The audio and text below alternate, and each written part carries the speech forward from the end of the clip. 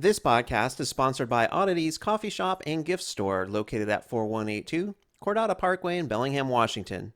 We serve up freshly ground organic espresso drinks, Italian sodas, blended drinks, and other caffeinated beverages to keep you happy and full of energy.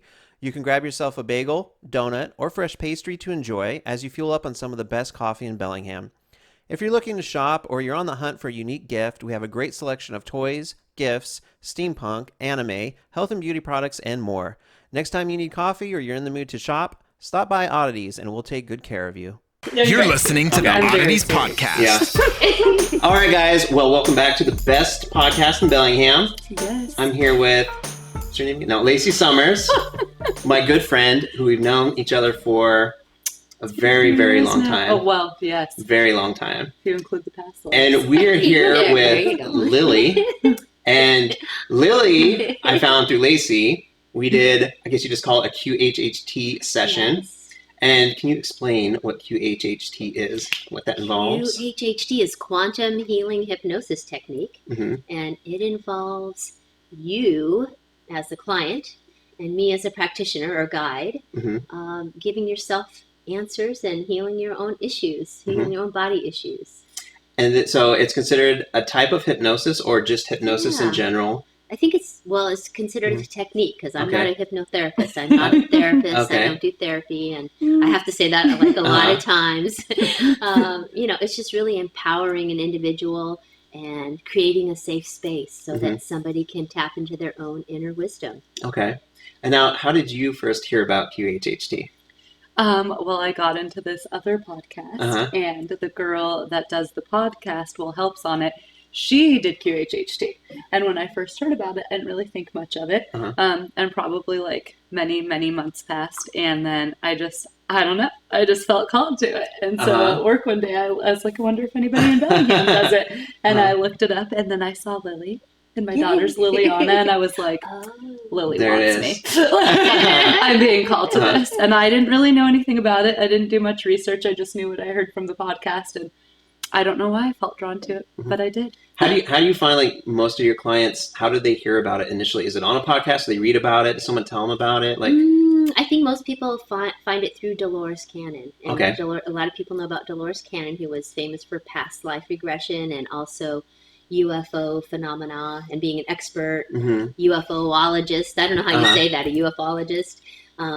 So she has 19 books out, and a lot of them have to do with ETs and aliens and that kind of that subject. So it's kind of a niche, and people that know about her and they know. And how did she come up with QHHT? Like, how did that evolve into? That's such a great question, because her husband was doing hypnosis to help somebody stop smoking, I think. And then this lady that they were doing hypnosis with just spontaneously regressed into like 5 different past lives. And they were so common and ordinary, but she totally was in the life and so believable. And, every time he would ask her a question, he went several times, of course. They did several sessions with her, but every time he would test her to see if she was consistent, with her story. And every time she was consistent. And so that was Dolores's first peek into that, like in the late 60s. And then she actually went on to become a hypnotherapist and discover it for herself. So it was just trial and error with her own career and her own whatever she was interested in, which was, I don't know, everything. She was interested in everything. She considers herself to be like an investigative journalist and a time traveler, because she gets to time travel through history, through people's recollections. Yeah. There was, I had read probably maybe around a dozen books in the past about past life regressions, post-life regressions, and life between life regressions. One of the authors, and I can't remember which one it was, but he had a similar story where he was a hypnotherapist. He was a doctor. He's very much science-based, didn't believe in like reincarnation or the afterlife or anything like that. And he was regressing someone, and during the regression, they talked about his son who had passed away, who had died. The man's son? Yeah, and the subject that was being regressed told him how his son died, and like actually, and that's when he became a believer. I forget. I don't want to. There's only a couple authors that come into my mind, but I don't know if that was the right one, so I don't want to say the name. But he was on I think he made a couple appearances maybe on Oprah or some talk shows where he also talked about it. So You can find he's old now. He's an older guy. Brian Weiss? I was gonna say Brian Weiss, but I wasn't sure if that was the right guy or not. But yeah, I think that was him. Okay. And yeah, so like a couple years ago, didn't even believe in past lives or like any of this. I didn't like not believe it necessarily. I just didn't make much of it. Oh, of course. I mean, yeah. But totally. what triggered it? What started it for you? Yeah.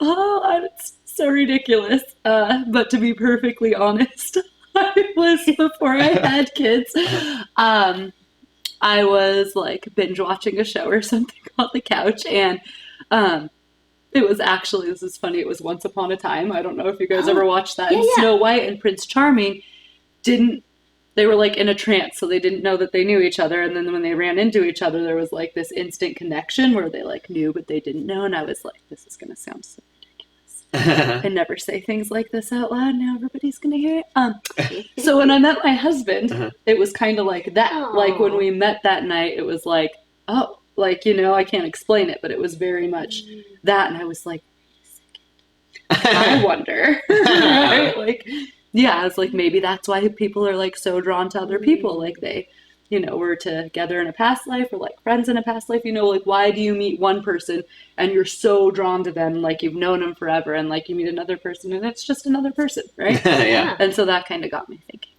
Nice. Yeah. What do the majority of people that come to see you, like, is there a specific thing they're looking for? Is it just curiosity or?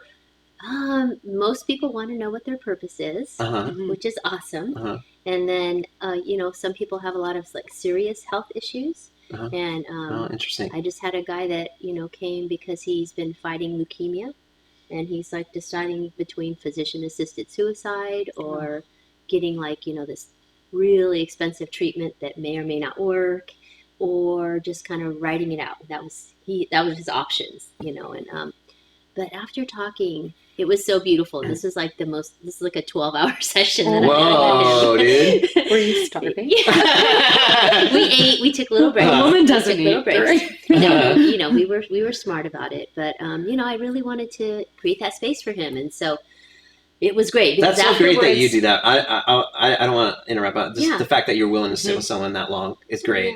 Yeah, you're awesome. I mean, I know they're paying you to go there, but like just to sit there for 12 hours, like that's pretty. It's awesome that you do that. Well, but I didn't want to interrupt the story. That's okay. It's my honor. You know, I love people and I love to listen to their stories. And when something like that comes up, like it feels like it's life or death, right? It's like, okay, well, you know, he came to me for a reason. So what is it? You know, what can I do to help serve? So anyways, when he left, he wrote me back and he said, I just had the most unfamiliar feeling. And it was like, I have no fear. Oh, wow. And I thought, he goes, I came for physical healing, but I feel like I got emotional healing, and I feel like I can just now move forward, kind of just letting go. He said, I didn't realize that I've been fighting for 5 years, just fighting and spending all sorts of money on supplements and trying every possible thing he could do to, you know, beat it. And what he realized was like, what he realized while we were talking was that he didn't want to live, essentially, and so he made himself sick. That's what he figured out. Whoa. Because he had the leukemia is a lack of will to live, and that was exactly what, you know, his realizations were. So it gave me goosebumps, because when I looked it up in the book, I have this book called Soul Speak, and it talks about every, you know, physical ailment that you have and what the metaphysical reasons are, what your body's trying to tell you or your life is trying to tell you. And it was like lack of will to live, and I was just like, he's like, that was perfect, because, you know, he came up with that own realization himself while we were talking. Wow. Which was beautiful. It was just like, maybe that's why I'm sick, because I really don't want to live. Was this an older gentleman? He was older. He was my age. I'm older. I don't know. The more QHHT stuff, though, that I've listened to and looked into, the more I have heard things like that. Yeah. We're like very profound and crazy, but yeah. Anything's possible. Anything is possible. I think the theme that I think about a lot, and Lacey and I kind of talked about this earlier today, and you and I talked about it a little bit before she got here, was just letting go.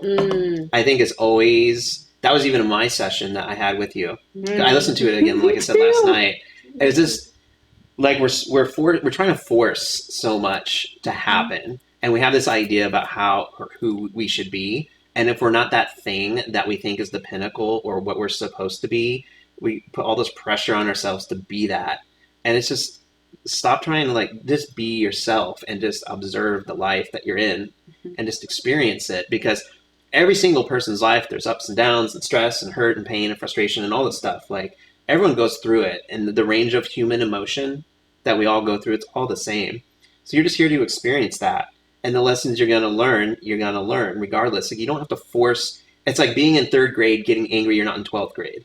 You know what I mean? That's perfect. It's like, what is the point? You're going to get there eventually. Just go through it. Just go, show up each day and do your thing. You'll get there eventually. It's not like you need to discover it, you know what I mean? Or like push yourself into it. It's like, just let it play out. You know, it's going to happen. You know, the things can't come to you when you're stressed out. Like, your intuition can't talk to you when you're stressed out, and you can't hear the voice of your heart when you're just like worrying all the time. So that's the beautiful thing about, you know, creating space for somebody to have their own realizations. But it's the same thing that you do while you're meditating or running, or, you know, you're creating space for yourself to just, you know, tap into your own wisdom and knowledge. And it's like, when you're holding on tight to try to make something happen, I'm going to make it happen no matter what. It's like, oh, nothing can get through there. Well, we're really good, I think, at feeling guilty about our own behavior, a lot of us, and putting pressure on ourselves. And it's like, why?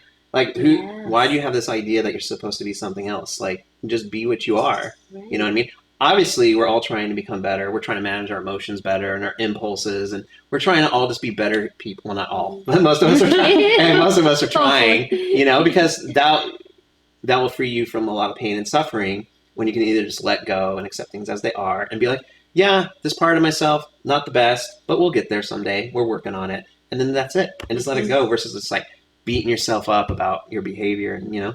Oh, I feel it's like those patterns that are established in childhood, you know, like we take those on. We take on our parents' role in our lives, in our heads, and we're the ones that are putting the bars in front of us. You know, there's bars. Everybody has their self-limiting beliefs, and it's like, it's this wide open space on either side. Who's putting those bars up? It's like you said, it's like ourselves. I think that's why we try so hard to be something that we're not, is because everybody around you is telling you, like, you know, from childhood, right? Like, and I mean, my parents actually really didn't tell me to be anything. I was raised by a couple of hippies, but like in general, right? Like, and into adulthood, like everybody's like telling you to be something, or like, why are you doing this? But in my journey to let that go and not worry about what other people think, I've also realized that those people are usually not taking a very good look in the mirror. And they're addressing what they think is wrong with you because they don't want to address what's going on with themselves. And so, like, understanding that and viewing it for more of like a place of compassion, like, well, I'm sorry that, like, you can't look into what's going on with you, right? So you have to judge everything around you, but not taking that on as your own, you know? Which is... You're so wise. Really? Not really. Sounds like, I'm like, did you by the way, ever say listen to your heart? Just so everyone knows, Lacey and I, we tease each other. Okay, we do. We tease. It's our thing. It's very lighthearted. It's not serious. We're not serious. Yeah. So everyone's like, God, Sal's a dick. God, you just get my humor and very dry. Yeah. We just like to pick on each other. But so does everyone who comes to see you, do they all go through a past, like, do they all recall a past life? No. Or sometimes no? No, everybody has their own unique experience. It's just like your fingerprints. So, you know, the stories in Dolores's books that people read about, those are like the best stories. Those are the best clients that she had, you know? And it's like, most of the stories that people have are ordinary, and some people can't let go. I mean, they're so left-brained and logical and in control. It's like, all hypnosis is self-hypnosis. I'm just here to kind of create space and guide and allow. And if you can't do it, if you're like, still, I don't see anything. I see the back of my eyelids. It's like, okay. So, you know. That'd be frustrating. I just felt frustration in my body when you said that. I just felt like, oh my God. I can only imagine, like in my job, I feel like there's only so much you can do. I can't imagine, right? Like, and I just think it's funny because I remember the beginning of the session, you being like, oh, I don't really know. Like, can you picture what, like something really simple? Yeah. Like, yeah. I don't know, like a memory, right? Or like, no, like in the very beginning, like, can you picture like a white fluffy cloud? Like, of course. Yeah. Like, all the time. Yeah. Somewhere else here all the time. Like, yeah, totally. So it's so interesting for me that some people would not be able to, like I listened to a podcast one time and they were talking about, it's actually like a condition where some people cannot, I can't remember exactly what it was, but they really can't picture like anything in their mind outside of like what's happening in their reality. Mm-hmm. I was like, that's crazy. Yes.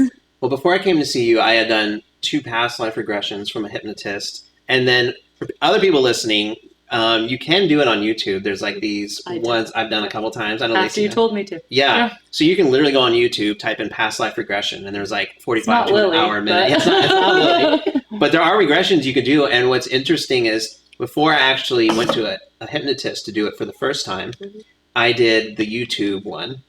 And I went back into this life where I was a foreman on like the Intercontinental Railroad. I was out in the plains. I looked down, I saw my boots. I was in a house, all this stuff, right? That's okay.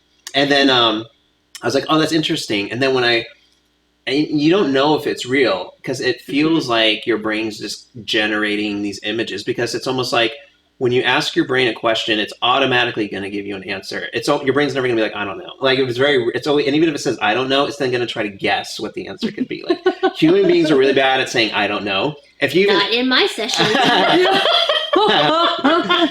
And so when I went and did my first actual like past life regression, when she regressed me, the first life I went to was the exact same one that came up in my YouTube video that I did on my own. I went right back to it. I was like, oh my God. Like, first of all, in my current life, I have no interest in trains. I've never been on one. I've never read a book. The weird thing. I don't think about it. I don't like country music.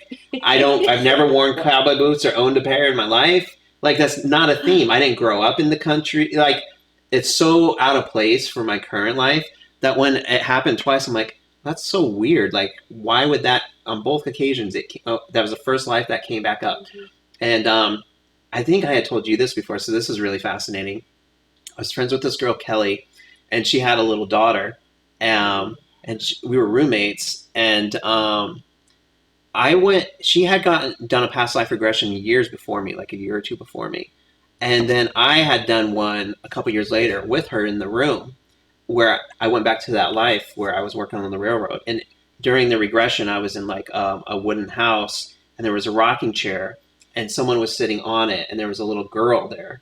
And we then compared our past life regressions, and we had the same like regression. Like, it was almost like the same thing we went back to. And it's funny because when we were roommates, and she had a little daughter, and I would jokingly say, that's my daughter. And she'd be like, where's my child support? I'd be like, you can't prove that's my daughter. Like, but it was a running joke where I would be like, that's my daughter, right? Because we lived together. Yeah. And so it was just a joke. I'd be like, that's my daughter. And it's crazy. Like when we did the regression, when we were there, she was there. The little girl was there in that house with me, and she was there also. So it's crazy. Wow. That's so amazing. Crazy. Yeah. So when you're having these regressions, it's weird because it's hard to explain if you haven't done it, but it's almost like these images just come into your consciousness, but it's more than like a thought. It feels more. Well, like, would you agree with that? Yeah, I definitely remember thinking, and I think I said this out loud a few times, like, I've watched too many Disney movies. But you did a really good job at preparing us, I think. So, like, you sent videos and things, which I watched all of, which really explained, like, hey, your conscious mind is going to try and come in and tell you this is fake. Like, don't question what you're seeing. And I remember still pretty well, like, throughout the whole session, wanting to question it, like, wanting to say something different or not say what I was saying, but I didn't. I did what I was told. Right, yeah, good job. But I definitely just remember being like, well, this is it. Can I swear on this? Yeah. Oh, yeah. Absolutely. Okay. Yeah. It's just my natural state of being. She's listening to my podcast. I couldn't find it. Okay, anyways, we'll get into that later. We were talking about it beforehand because I haven't posted on YouTube in so long. The algorithm, if you search for it, you can't find it. Is it like on iTunes though? It's on iTunes. See, I looked on iTunes, but maybe I was looking for the wrong thing. Yeah. Shocker. But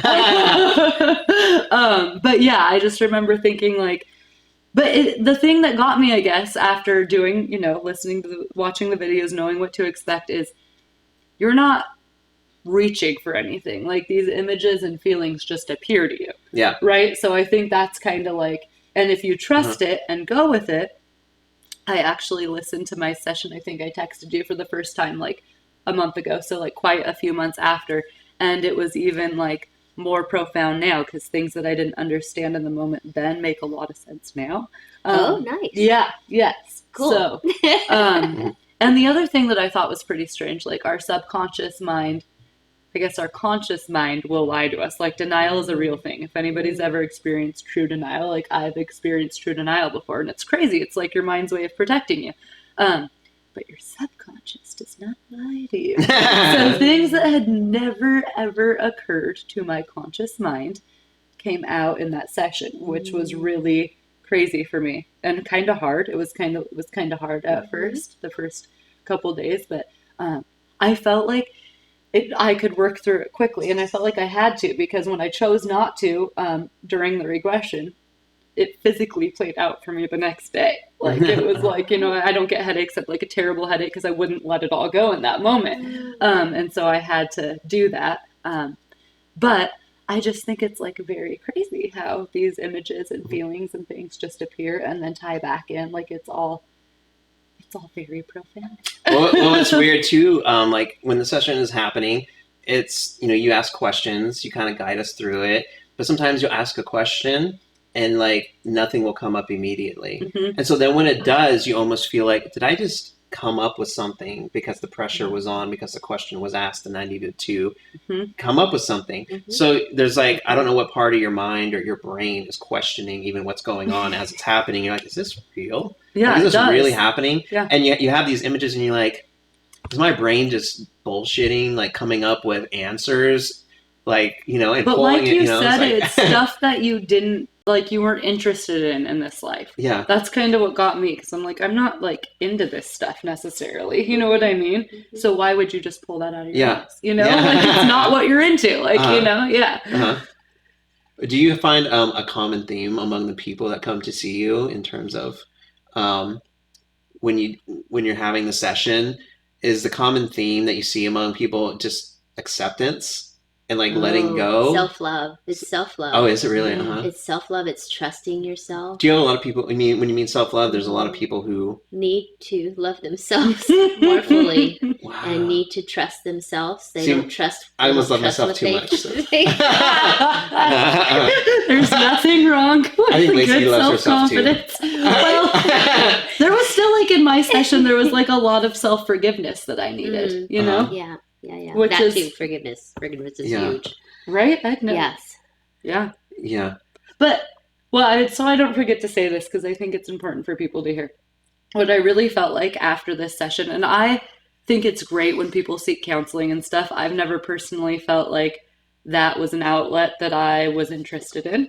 And when I came to you, I was actually in a very good place. I just felt drawn to do this. It actually kind of fucked me up for a couple of days. I was like, what have I done? But it was better after that. But I think what I felt about it was like, okay, and granted now I've never gone to a counselor. Like I said, I've never felt like that was an outlet I needed. But I feel like when you go and seek therapy, like regular therapy, it's like bandaging a wound. But when you go do this, it's like healing the wound.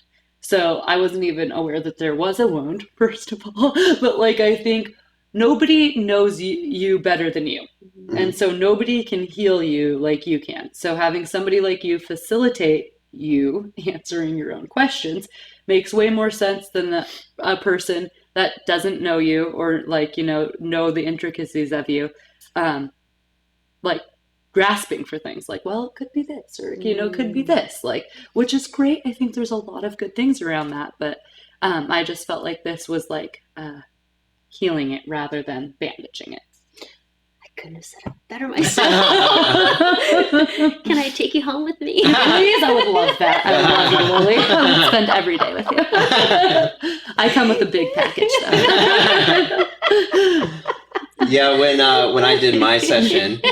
Thank you for letting me know that. No, I'm serious. Yeah, Thank you for letting me know that. And I mean, that's why I do it, is because I want to get to the root cause. You know, it's like, yeah, we go treat the symptoms at the doctor's office with, you know, you have an ache in your arm or whatever. Okay, well, let's give you some pain medication or a shot, or, you know, and then, you know, but it still has, the cause hasn't been addressed. So it's like, why are you having those symptoms? What does it mean? Well, let's go deeper into that for a second, because for people that are like experiencing this or hearing about this type of stuff for the first time,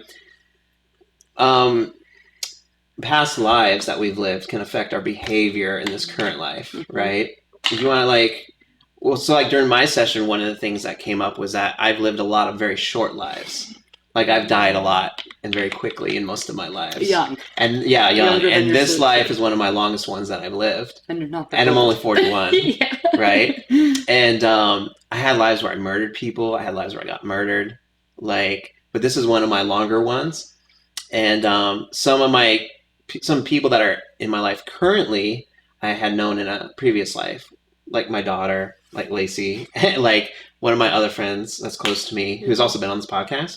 Shout out to Kate. She was the very first one on the podcast. Kate. But they were all different roles in the past. But how many people do you see a lot of that, of like trauma from past lives or experiences from past lives bleeding over into the current life and having people's behavior reflect that? And like, how do you even resolve that? Is it just becoming aware that it's an old behavior, or what have you found? Like, it all goes back to your letting go. Yeah. Because, you know, if you hang on to something during a life and then you die, as you know, consciousness goes on. Well, some people believe that. I believe that consciousness goes on, and that you carry some of that karma, if you want to call it that, or those deeply seated emotions that have gotten buried in your consciousness, those move forward with you into another existence. And I see that a lot, and the way that a person has to be willing to release that and heal it and let it go. That's the first thing, and that's usually the only thing that's necessary, is just to call something up to your conscious awareness that, oh, that happened to me in a last life where I got shot in the back at age 41, and I've had this pain ever since I was 41. I had this pain in my back, you know, and it's like, oh, well, that's why I had it. And then, so the minute you get that awareness, you can let it go, you can heal it. Yeah. But you have to be willing to do that. And some people, you know, our illnesses, it's not that we consciously choose an illness. It's not we consciously choose an accident. It's that whatever, it's how we're coping with life. So it's serving us. And illness is actually a beautiful way for our body to let us know that it's healthy. It's trying to fight back, right? It's given us something. So it's just a lot of information that we can use or not use. But in essence, it's just letting it go and saying, well, since you're aware that this happened in this past life, can you let that go? Can we release and heal that now? Yeah. And a lot of the books I read talked about how like birthmarks and scars on your body really? are from injuries or wounds that you got in a previous life. Right. I've never heard that. Yeah. I've looked at my face, like I have these, you know, dark splatters, right? And birthmarks like that indicate like maybe whatever, like you got a whole bunch of blood on you, or, you know. I remember this very vivid dream. When I was, I think, a teenager, I had this dream that I was murdered and I was dying in like the back of a wagon or something. Oh my God. And on the wagon on the side in blood, I wrote Ann Brooks. I wrote the name of the person who did it. And for the longest time, I thought that's how this life was going to turn out, that someone, that name was going to murder me. But now I thought maybe that was a past life. But as a teenager, I had this dream that I was murdered. And I was in the back of a wagon dying, and I wrote the guy's name in blood on the I have side of the wagon. never Isn't that crazy? dreamed that. But like my 5-year-old daughter, since she could talk, like for the last few years, has told me, and it took her a long time to tell me about it. Like she didn't want to talk about it. Has had the same recurring, terrifying dream.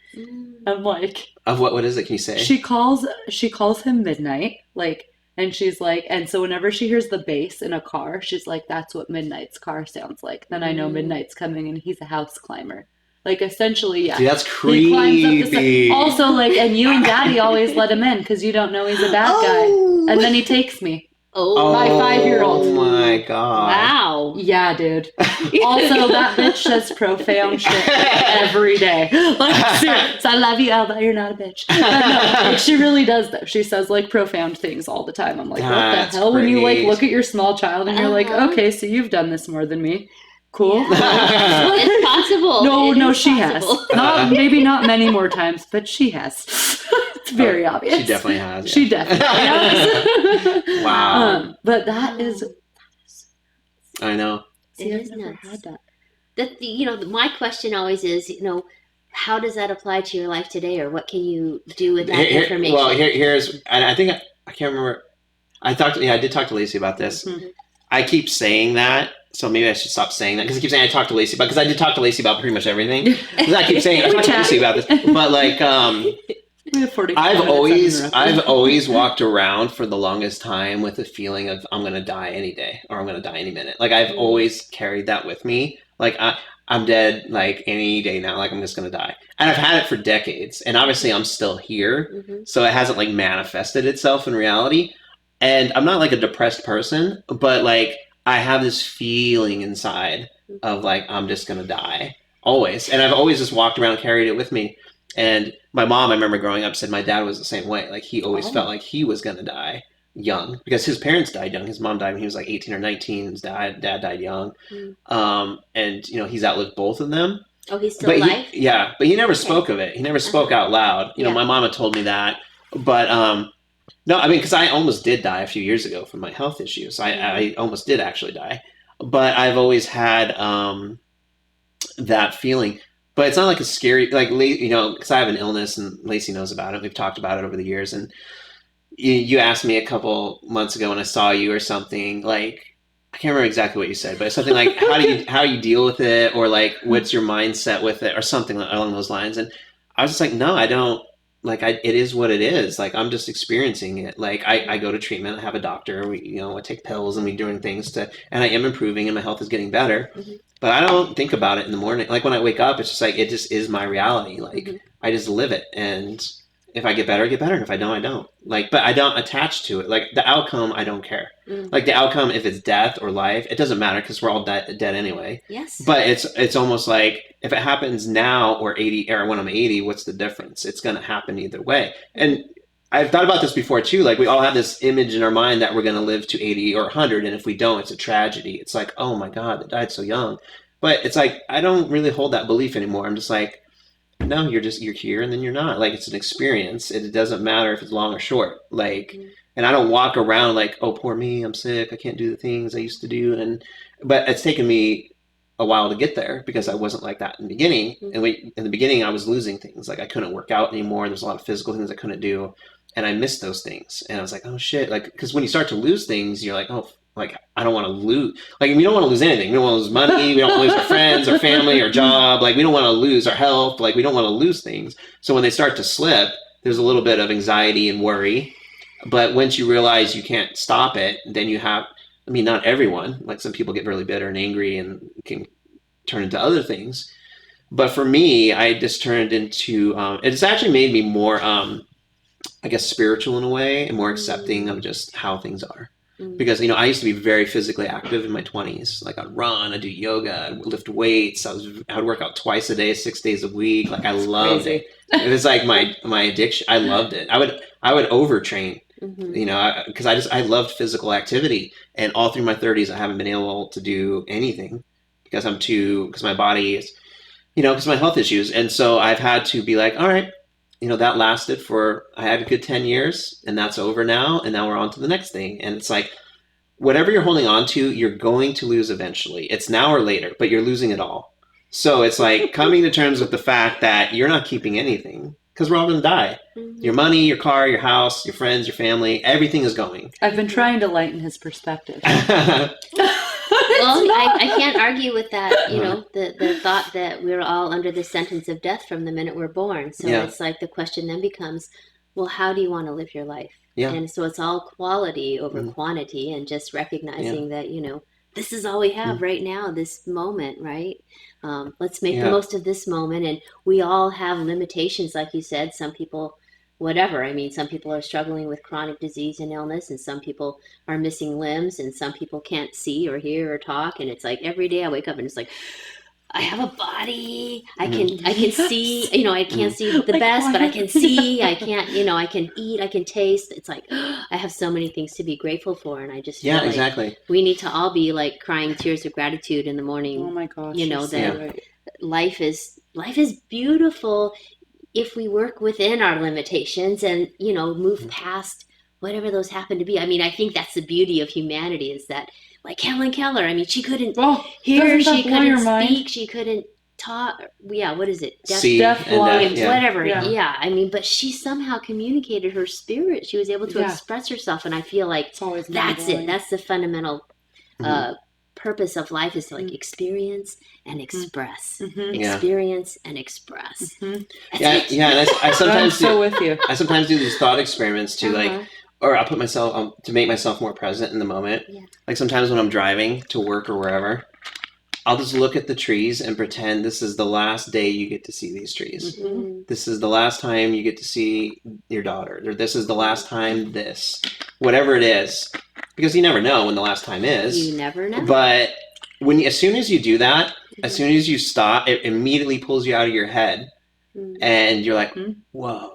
Like the trees are beautiful all of a sudden. The person that you're out to dinner with, whether it's your friends, your family, whoever, all of a sudden it's the most special experience ever. Because if you just think, you don't have to do it very hard, but it's like, this will be the last time I get to see this person. Yeah. All of a sudden that hour that you get with them, or 2 or whatever, is like the most precious thing ever. Like, you know. We were just talking about this earlier too, and you just like nailed it as well. Like, how, like, what blows my mind beyond anything is that not every single person on this earth is waking up and being like, whoa, like, what is going on here? Right? Like, like it's miraculous that we're here. Like, I could cut my arm right now and just close back up eventually, right? Or like that we're here and nobody can tell us why or how. Yeah. But people are just so,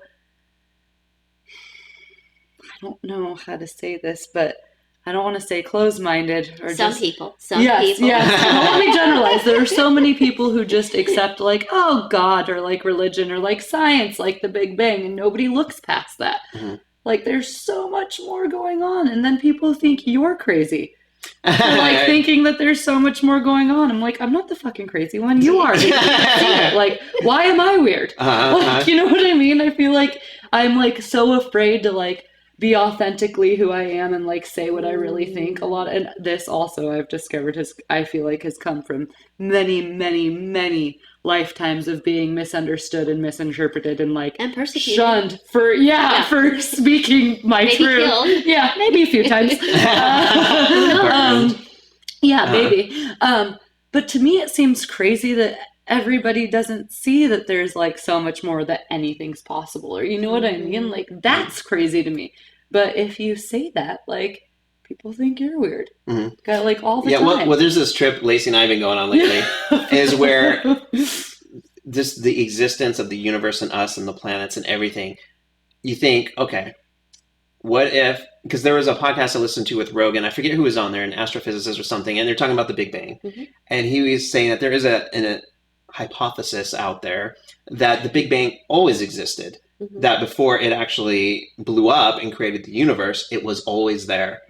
And when your human brain tries to wrap your head around that understanding, like, how can something always exist? Like, that doesn't make any sense. So where did that come from? But if something created the Big Bang, well, what created that thing that created the Big Bang? And then what created that thing and what created that thing? Like, how can any of this exist right now? How can we be here and be conscious and be talking? Like, it doesn't make any sense that we're even here. Go. Yeah, it's like, how can existence exist? Like, how? It's almost like scary in a way. When I think about it, I feel scared because I'm like, that's insane. I feel scared because I'm just like, that's insane that we exist, because if it always existed, the brain can't. But you feel scared around it. I have like a calm level of acceptance. Like, I don't understand it, but I just accept. I feel the calmness when I'm still, because when I'm still, I can feel inside, like, the nothingness of it all. The oneness. The oneness. But my human brain, trying to understand it, can't. So there's two things going on. Like, if you believe in reincarnation, you believe you have a soul.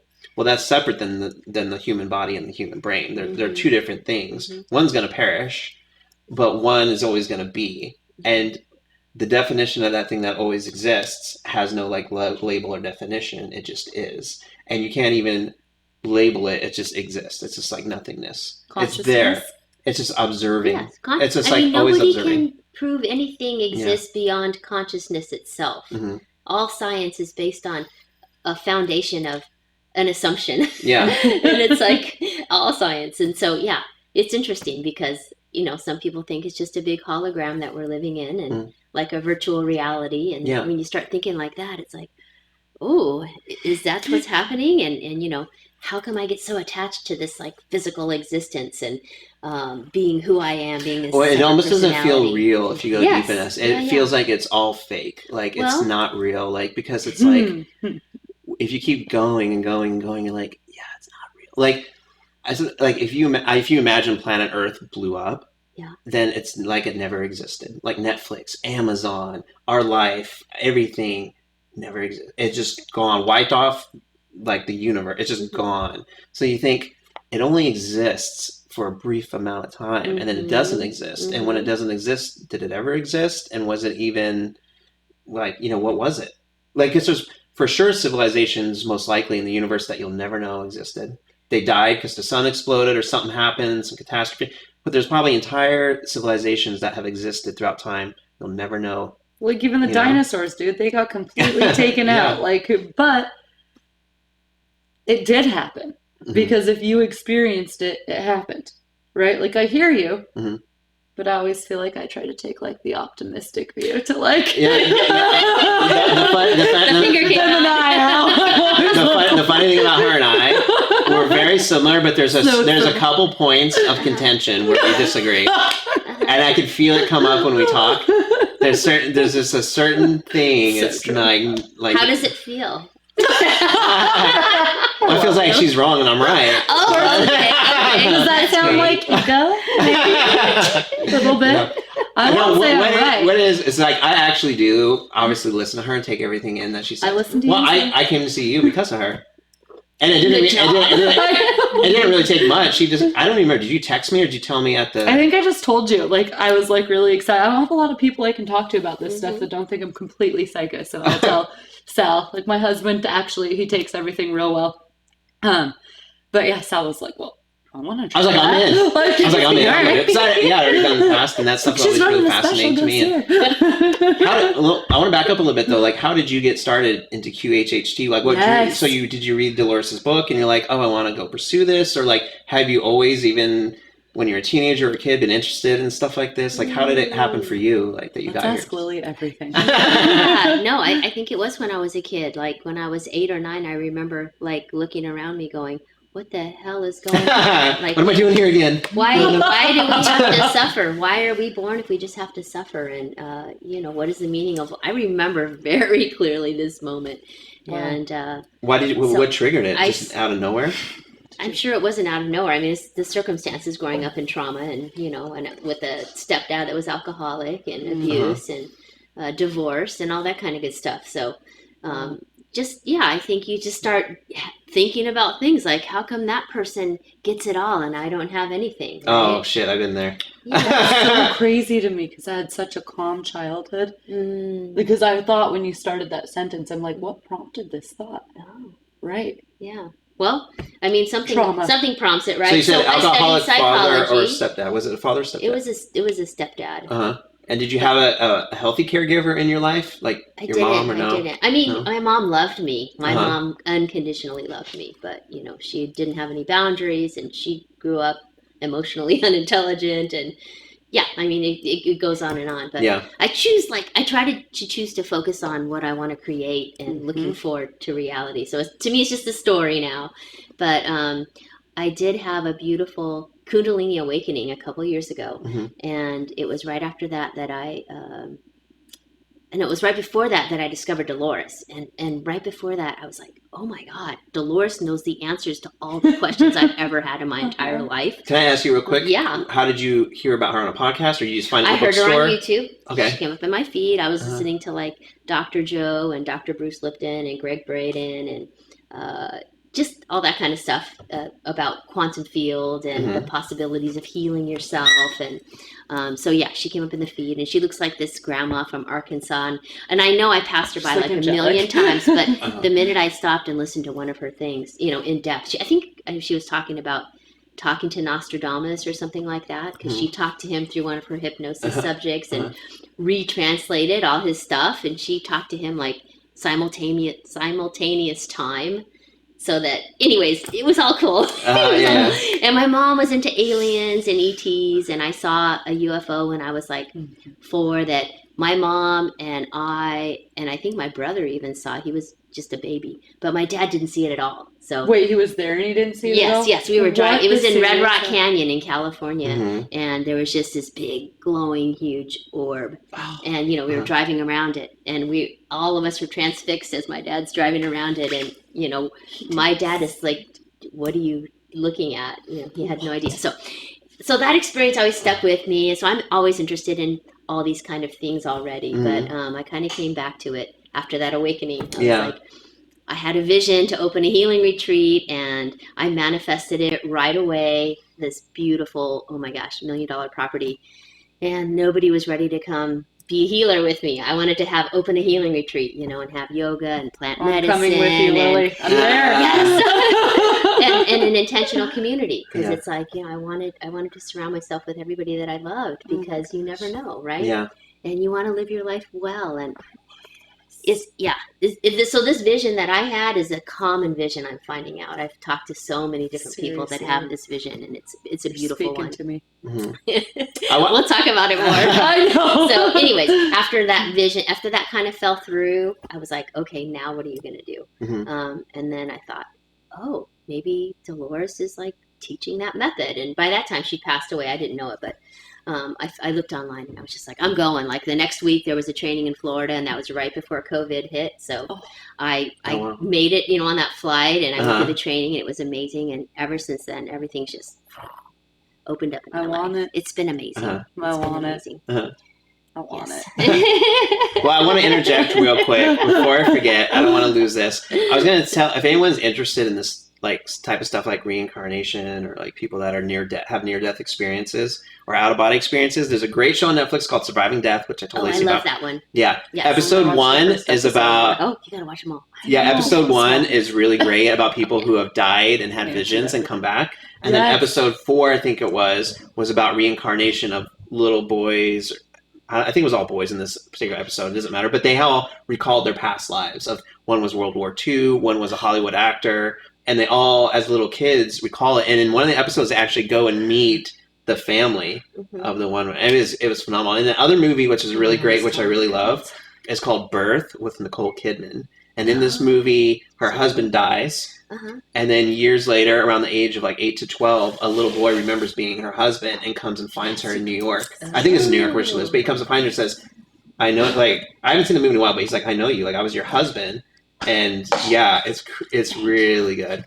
I want to watch that. Yeah, it's called Birth with Nicole Kidman. Wait, that was a movie? Yeah, that was. Was it based on the book, or was it like fictional or non-fictional? I'm pretty sure it's fictional. Okay. Yeah. Okay. I don't think it was based on anything. Okay. Yeah, but yeah, that was a good movie too. If anyone wants to dive into all the weirds. But yeah, it was really good. It's really good. But it's gotta be. I mean, man, I've often, I sometimes think in my next life, like, what I want it to be like. I really want my next life to be me remembering this life fully. Oh. I want to be born knowing everything. Like how you're like projecting. But I almost think like the human mind would go insane if you like could recall. Well, I mean, the people that do recall those things, like the kids or whatever, some of them have a lot of problems. Are you refilling her wine? Yeah. Nice. This feels good. You're like sneaky. This feels good, by the way. I haven't drank in a while, and this feels good. Have a little wine most nights. By the way, I was telling Lacey I've been microdosing for about 3 weeks now. Oh, nice. And I told her, I was like, I've been so much like more emotional and like happy. Not that I was depressed, but just more of a You're a little bit of a realist. Yeah, more of just a very, it feels good.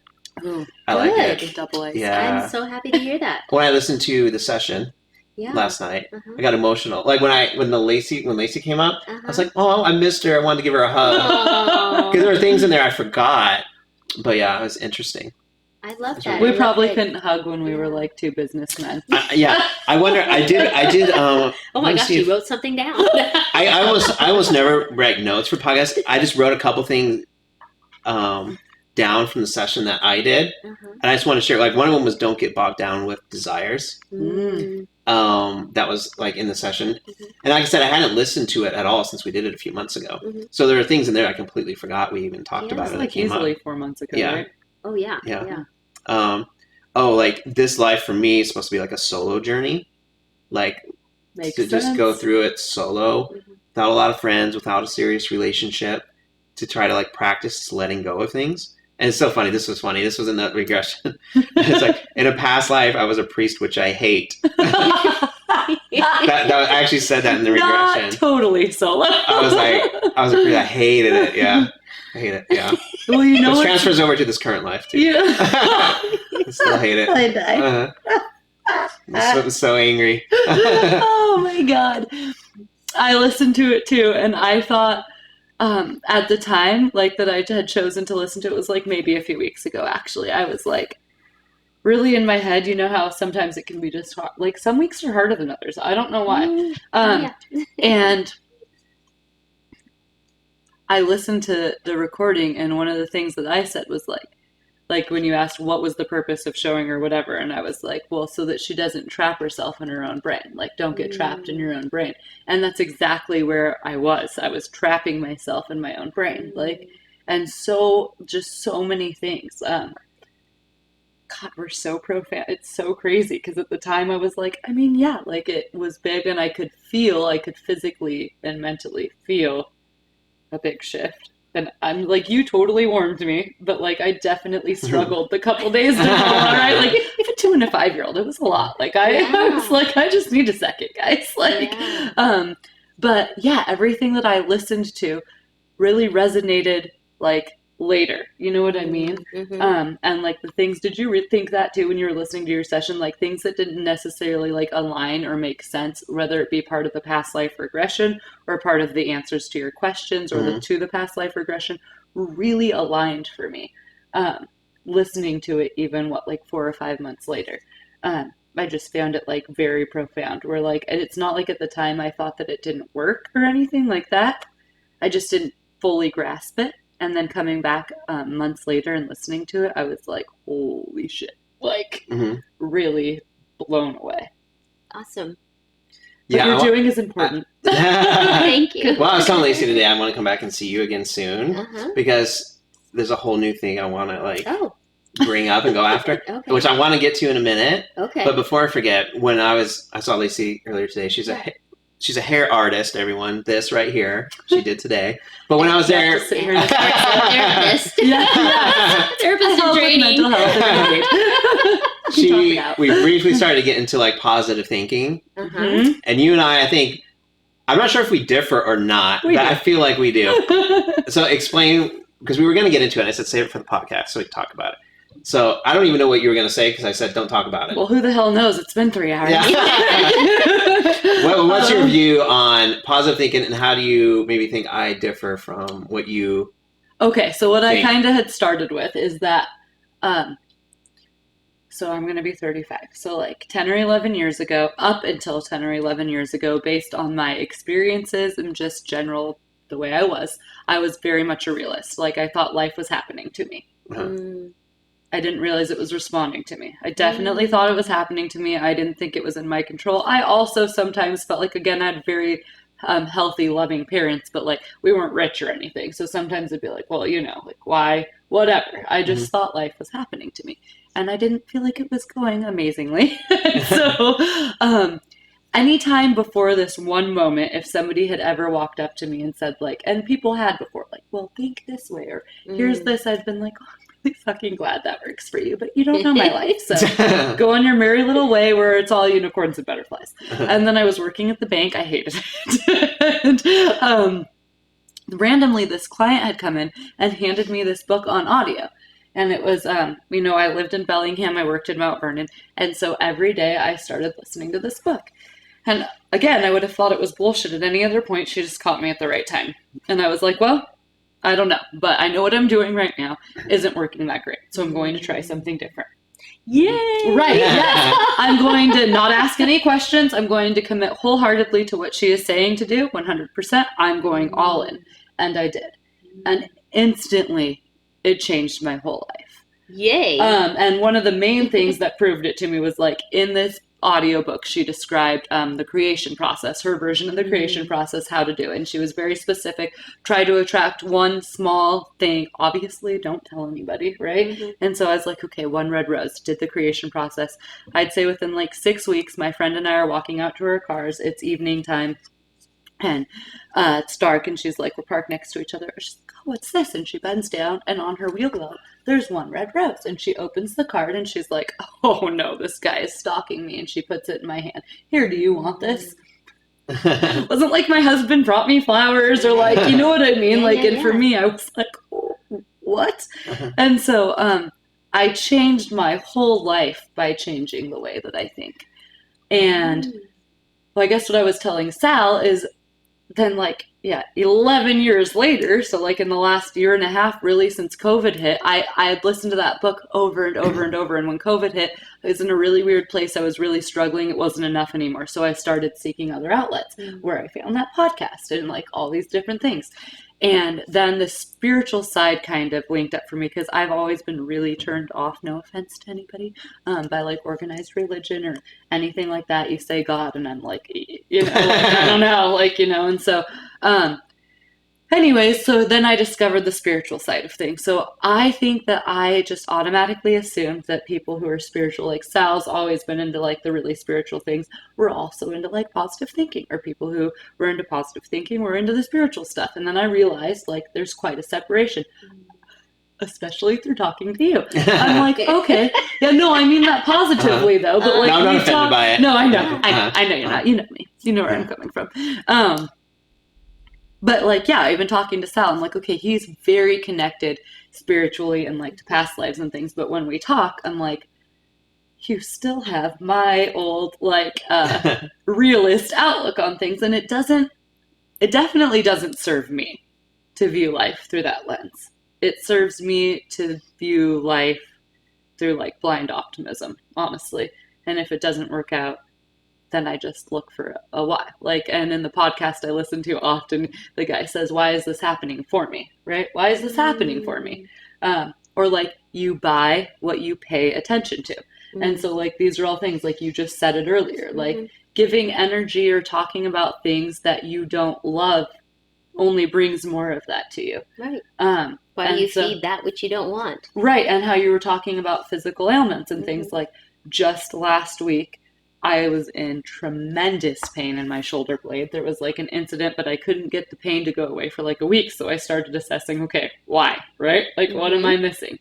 And I just realized like, hey, like you have a chip on your shoulder. You've been talking about things. Ooh, you're good. Yeah, like you've been talking about things that you don't love. He's like, don't do her. Don't build her up. I mean, maybe you could adopt my way of thinking and it would help you. No, but I really did. Like, I had a chip on my shoulder, like about whatever. It doesn't matter what it was. But I was talking about and focusing on something that really didn't serve me at all. And I just like, and then I'm not very good at like asking like my spirit guides or like I've just become aware that these were even things like very recently. But when I did try to deep dive it a little bit and ask, like, okay, I assessed the situation. I realized I literally had a chip on my shoulder over something. I'd been focusing too much energy on it. I kind of thought like, hey, okay, I hear you. I get it. And I'll change it. Like, why are other people allowed to have these negative feelings? I'm not. And it was very clear, like, well, you can, but like, it almost felt like trying to expedite your learning process and your like raising a vibration. Like, you understand that this doesn't serve you. And so we're going to make it physically clear to you because you respond well to that. You change things immediately when you have a physical ailment. And it doesn't serve you. So we're just going to help you get rid of the things that don't serve you, right? Wow, you're an amazing student. Oh, you're sweet. You're sweet. But I think like because I think what got was like the last time we talked before today, I see him every 3 weeks. I heard. Yeah. So we were talking, and a lot of times you definitely you shift my perspective. Like, oh, okay, I see it from that point of view, like around your illness and things. But a lot of times I'm like, oh, you're not living in your heart.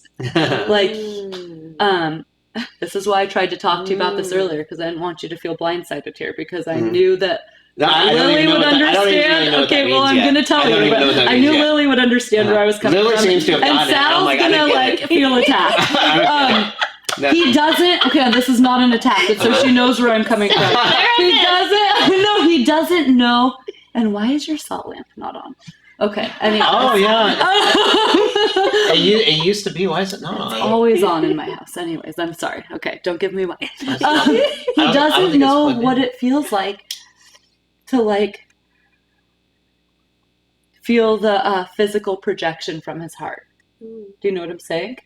Well, I think I know what you're saying. I feel like I understand what you're saying. But remember, we talked about that when I'm like, have you ever felt like the physical, the physical feeling of I don't know how to properly say this, the frequency or the vibration or whatever of your heart reaching out beyond you? No. See what you just said right there? It's not. I just want to call your attention back to the fact that Sal just disclosed that he just started feeling good. Like he noticed. Well, not just. He noticed that he was feeling better, feeling something, She's gonna help us understand. If you want to cut off feeling bad, which a lot of people do, then you cut off the capability of feeling good. So it's all a scale. You know, like some of us want to feel everything. We want to feel like, we're going to kill ourselves because it's so painful. And we just want, we're going to go dance in the streets and, strip naked. And that could be a little bit me. Yeah. But, then there's everybody else. And it's, I want to go into this more because I don't quite understand what we're even talking about. I'm listening, but I don't know what you just said. I know. Maybe it's what? I'm just not. I think Lily might be tapping into it. Yeah, I don't know what we're. What? Did you ever listen to my book? No. Yeah. I think some people are wired differently too. God, absolutely. But I'm not saying that you can't rewire yourself, because when I was talking about that programming from 0 to 7, our brains are running on a program, Dr. Joe says, the neurobiologist, that if you do the same thing every day, you have the same thoughts, you have the same friends, you have the same job, you go to the job the same way, you do the same things. It's what's going to change in your life? Nothing. Yeah. So, you have to change your own programming, and you have to rewire your brain to feel different connections and experience different things in your reality. But that entails grief and loss, because every time you change something, you're changing from the known to the unknown, and you're letting go of something, right? And people hate to grieve, people hate to feel. Oh God, I totally do. So, that's what it's all about. It's all about our feelings and our emotions. Your session helped me realize that. I don't like to feel, and Sal and I talked about this, I don't like to feel too deeply, so I'm working on, I like to feel good deeply. Right. So the feeling from my heart and being able to make that feel, travel outside of my body, that was actually pretty easy for me, because I like to feel good. But I don't like to feel bad. So it's difficult for me to work through that stuff. Yeah. And I think we totally have had way different lives. And what we talked about earlier, especially being a man, right? And feeling like you have to be strong and you can't feel these things. And also I think I noticed this with my husband too. For people, he's just a generally really positive person. So for many years, he didn't feel like he needed any help around that, And then, and for you, where you're very strong-minded, you're very, you have a strong mind, right? And you know that. And so I think that going beyond that can be difficult, right? And my brain. So it's weird. It's a weird dichotomy, because I'm very much I entertain a lot of spiritual, abstract things you can't prove type of thoughts and experiences, obviously.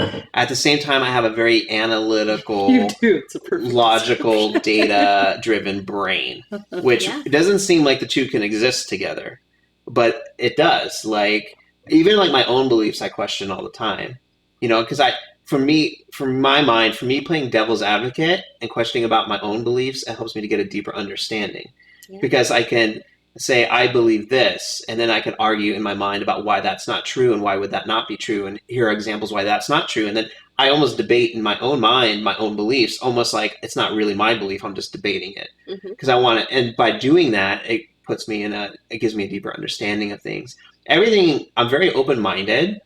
So like when Lacey, whatever Lacey says about me doing or not doing, I hear it and like I take it in, but I don't try to force my belief to go either way with it. I don't be like, oh, I gotta believe that now, or like, no, my old way's wrong, or just I hear it because we talked about this earlier, like her and I, but also with you and on this podcast is like, there's nothing to force. Like we all are where we are, and if there's certain ideas or certain ways of being we're going to eventually get to, we're going to get to it. I don't have to try. Yes. I just have to sit here and take it in, and the experience will play itself out. It's not like I need to solve the puzzle. I'm in the maze and I'm going to get towards the end of it eventually. It doesn't matter. So like, whatever her, whatever she shares with me, her opinion of me, it's fine. Like my ego doesn't get in the way of it. I literally just hear it, and if it plants a seed, it plants a seed. And if it doesn't, then it doesn't. But it doesn't matter either way because wherever we're going, we're going to go regardless. We have no choice. We're just getting there. And so, one of the things I think about, and this is really interesting, I want to talk about this because I mentioned this to her briefly today. And I think you and I did talk about this. And I've had this conversation with other people. If you believe in like reincarnation, that you pick your body and the culture that you come into and your parents, and you're going into that body because there's certain experiences that are going to happen in that lifetime that you want to learn from or experience, right? For the longest time, I always had the question, well, why would anyone want to incarnate into a serial killer or a rapist or an evil human like Hitler or whatever, right? Like, why would you choose that? It didn't make sense. And I had never really heard an answer that really resonated or felt good to me, right? And over the last couple of weeks, I've kind of come to terms with I've been really thinking about it and like kind of meditating and like trying to take it in. And I kind of wanted like, I told her I'd do this. I want to kind of like explain what I think about it. And I have to lay out a couple different things to prove the point. So let me rant for a minute to get through it. I don't want to lose my train of thought. Okay, so Okay, go ahead. Yeah, just relax. Sit back. Just to be fair, enjoy your wine. I love how your brain works. I'm not judging you. No, I know. So some people are verbal processors. They have to talk things out. I'm totally one of those people. So I've observed in myself that there's a lot of things about me that I had no choice in the matter. Most people are born like an introvert or an extrovert. I heard this. Yeah, I can't flip a switch and like all of a sudden be a club goer and love bars and large crowds and noises. And then I can't flip the switch back and be a homebody that needs to recharge at home and quiet. So I just in that. I'm an introvert by nature. It's not like I chose at 8 years old that I wanted to be. It just is. And also like the music I like, I can't like death metal music. I just don't like it. Or country music. So I didn't choose my personality or the music. Food that I eat, my taste buds just send signals to my brain and be like, we like that food.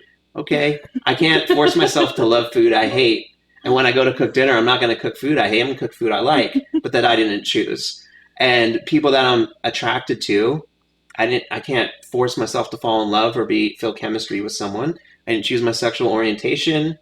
I didn't really choose my passions. There's this quote, I think Jeff Bezos said it, but he said, you don't choose your passions choose you.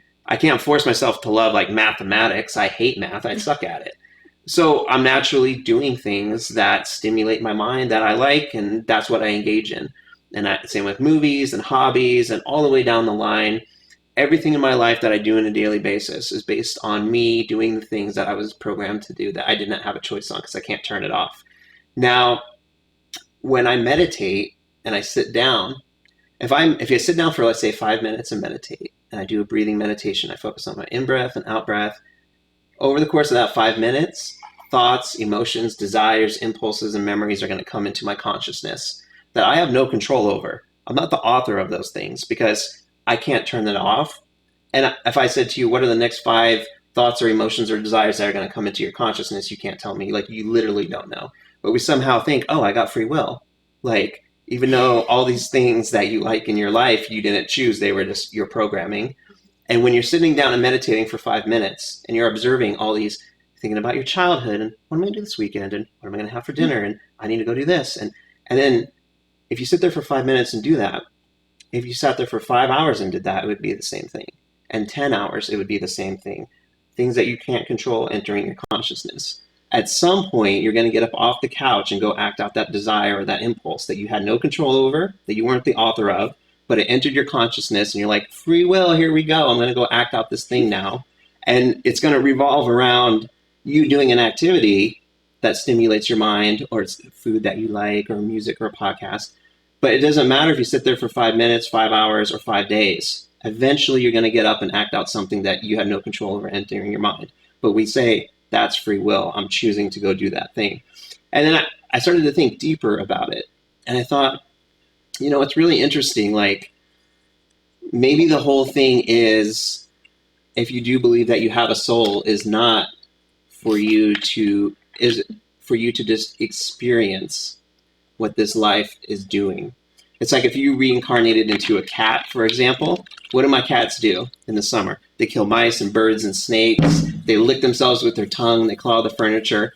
That's what a cat does. If you incarnated into that cat, be like, I'm in this cat body, but I gotta be enlightened now. So we're not gonna kill. We're not gonna do what cats do, and we're enlightened. And I started to think, well, that's what we do when we're human. We incarnate into a human body. Like, we're not going to be human, and anger is bad. We can't feel that. We can't do this, and we can't do that. And that's bad when I think that. And then I started to think, you know, maybe all it is you're just supposed to experience it, because you're going to learn the lessons, like whatever actions or life you live out throughout the course of your life is going to play out. Because if you say to yourself, I believe in reincarnation, and I believe I'm going to come into this body because it's going to have certain experiences, well, then you're already saying free will doesn't fully exist, because we kind of know how this life is going to play out in some way. And we're coming into that life because we want to experience what's going to happen to it. So it's almost like you are watching a movie. You as a soul or as consciousness are observing what is happening in this life. And you're almost watching the movie play out. And when the movie is over and you get up and leave the theater, you think about that movie. You're like, oh, wow, that's interesting. That person felt anger and they had loss and they had this and that. And what did we learn from that? What could we learn from viewing that movie? And you leave the theater when your body dies and you leave that body. It's almost like you left the movie and you're not in control of the movie. Your job is not to change the movie. You came here to experience it. So just experience it without trying to change the narrative of it.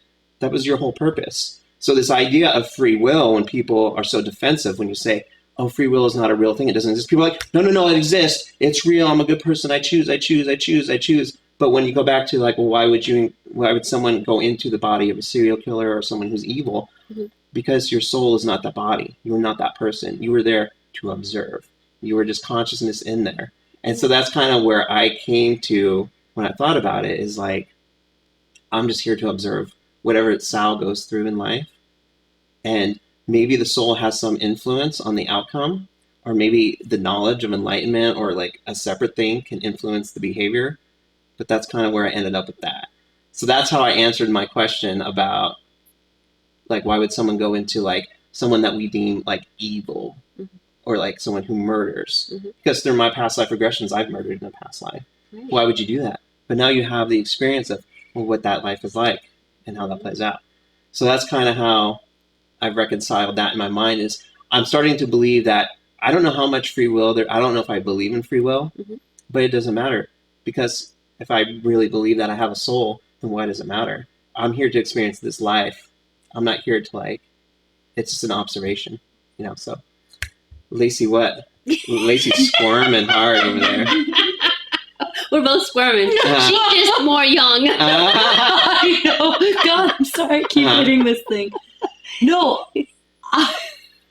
I'm sorry, I'm a toucher. I touch more the more I drink. I'm a toucher more. Yeah. Are you all out of wine? Oh, she refilled me. I have to drive. Now Okay. I'm a water girl. I'll take a little more white. Well, first of all, I'd like to start by acknowledging your feelings. And, when you told me the short version of this initially, it definitely expanded my perspective. Uh-huh. Are you listening? Yes. No, I'm kidding. Did you see that? That's not very enlightened. That was very. That's very my aggressive. humor. No, I'm Sal. kidding. Nobody will just say even like nobody knows. We got you're more funny. work to do on her, Lily. We got to schedule. No, I'm just kidding. Ego. Good old ego.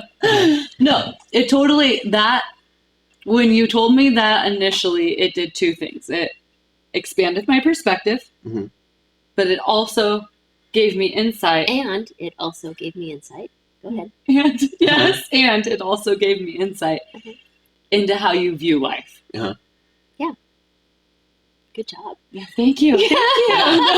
And being somebody, like, no, I'm not saying, like, I don't know a lot about it. I've never really asked, and we don't need to go there. But I would definitely say, baseline, like, you probably have a way rougher childhood than me. Mm-hmm. But, like, mine wasn't, like, all fucking rainbows and butterflies. So, to no fault of my parents. They're amazing. Anyway. They were unicorns, too. They were unicorns, no. But as somebody who grew up really feeling like life was happening to me, I made a conscious choice to change my perspective. So sure, going in as a murderer, like, okay, yep, you had to watch that play out. But like, if you woke up this morning and made the conscious choice not to go out and be a fucking asshole, right? Like, there are a lot of people who got up this morning and decided to be an asshole. Well, really, like, you're living, like, for me, But when you say I, who is the I? Is it? Here's the other thing. No, well, hold on. Let me say this. Let her talk. No, because We let you talk. You have to be quiet.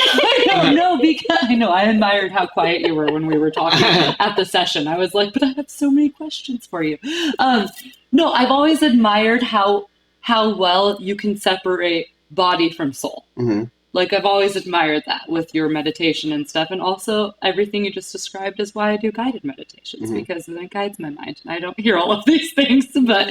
But like, a lot of people made the decision this morning to get up and be an asshole. Like, for real. Like, you know what I mean? Or like, why one person's raised in an abusive household and goes on to abuse their children, and another person's raised in an abusive household and never raises their voice at their children. You know what I mean? It's a constant conscious effort to live your life happily, joyfully, and in a way that you're like a pleasant human being. That's a constant conscious effort. That is your choice. You could wake up tomorrow and decide, oh, fuck it, I'm going to go kill somebody. Mm-hmm. Like, you could. It's a choice. I hear what you're saying, and I respect your opinion, and it really did broaden my perspective. So I'm not saying that, like, I fundamentally disagree with you. But I made a choice I didn't realize I was making for 24 years to think that life was happening to me. And to be perfectly fair, in hindsight, it was playing out very accurately to what I was putting out. And for the last 11 years, I have made a conscious choice, to the best of my ability, to do the opposite. Well, to make happy choices and like happy statements. Like, if you, like, I remember one time when I was probably like 18 being like, I just know I'm going to get in a car accident. I just know I am. And sure shit I did. Like, why would I not? Like, you know what I mean? Of course I did. I knew I was going to. Or like, when I say like, I know I'm going to find my perfect first dream home. And I did. Or like, just understanding how the law of attraction works. And I don't mean like, oh, I'm picturing a beautiful diamond ring and I woke up in the morning and it was on my hand. That's not how it works. But for instance, I spent 2 years trying to get pregnant. Couldn't get pregnant. Like, couldn't get pregnant. I took fertility medication. I didn't do IVF or anything. It wasn't that tragic. But at one point, I woke up and realized everything I'm doing is telling the universe, is screaming at the universe that I have a lack. And so I like to write poetry. I sat down that day and I wrote a poem entitled My Baby. And I wrote a poem all about my beautiful baby and how much I loved my beautiful baby. And within 1 month, I was pregnant. In my condo, when I wanted a house, I Every time I was in the shower, I pictured a different shower. Every time I looked out my window at the parking lot, I pictured a beautiful yard. You know, like, I always focus on what I want, and I have an expectation that what I want will find its way to me. And I try to stick, again, constant conscious effort. And when I say that, I mean like fucking minute to minute. This is like not something that comes natural. Like, I minute to minute, practice making a conscious effort to choose what I want. I constantly monitor my thoughts. Like, if I say something negative, I chose to say that, and I know it's going to play out negatively for me. And it always, like the other day, I said something about like, oh, I have such and such in my bank account, making a joke, and whatever circumstances played out, I had to transfer money into my checking, and I actually ended up with that much in my bank account. But when I'm being positive about money and like, it's an abundance, it flows to me, I'll come home from work and have like a $300 check in the mail randomly. Like, oh, you have unclaimed property. Like, you have to take action, but it starts with your thoughts. Like, your thoughts, again, this is a lot of this isn't me, it's things I've listened to and read, but like, your thoughts become things. And so if you're out there, your thoughts are things. Your thoughts are things. Like, I mean, positively or negatively, again and again and again, over and over and over, whether it's positive or negative, things. But even this morning, I was listening to like this like person. I had headphones and whatever, listening to this guy, and he was describing different types of people, and he was like, literally, as I'm listening to the part where he's like, and such person wakes up and thinks, okay, I fall down 100 times in one day. Great, 100 lessons to be learned. At that very moment, I take my elbow, I knock over my coffee, it goes all over my beautiful white vanity and my stool. I'm trying to get ready for work. Shit everywhere at that very moment. And so I'm like, okay, be that person. Clean it up and move on.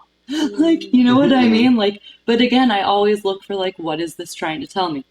Is it trying to tell me to slow down? I'm trying to get here on time. The whole fucking clothing rack falls down, right? Like, and so looking for the message and everything. And I know a lot of people are like, things are just happening. But if you focus on being positive, you set the intentions out ahead of yourself, and you know that the outcome will be positive. The only thing that stops it from playing out is your second thought coming in and telling your brain the opposite. Like, and I know that.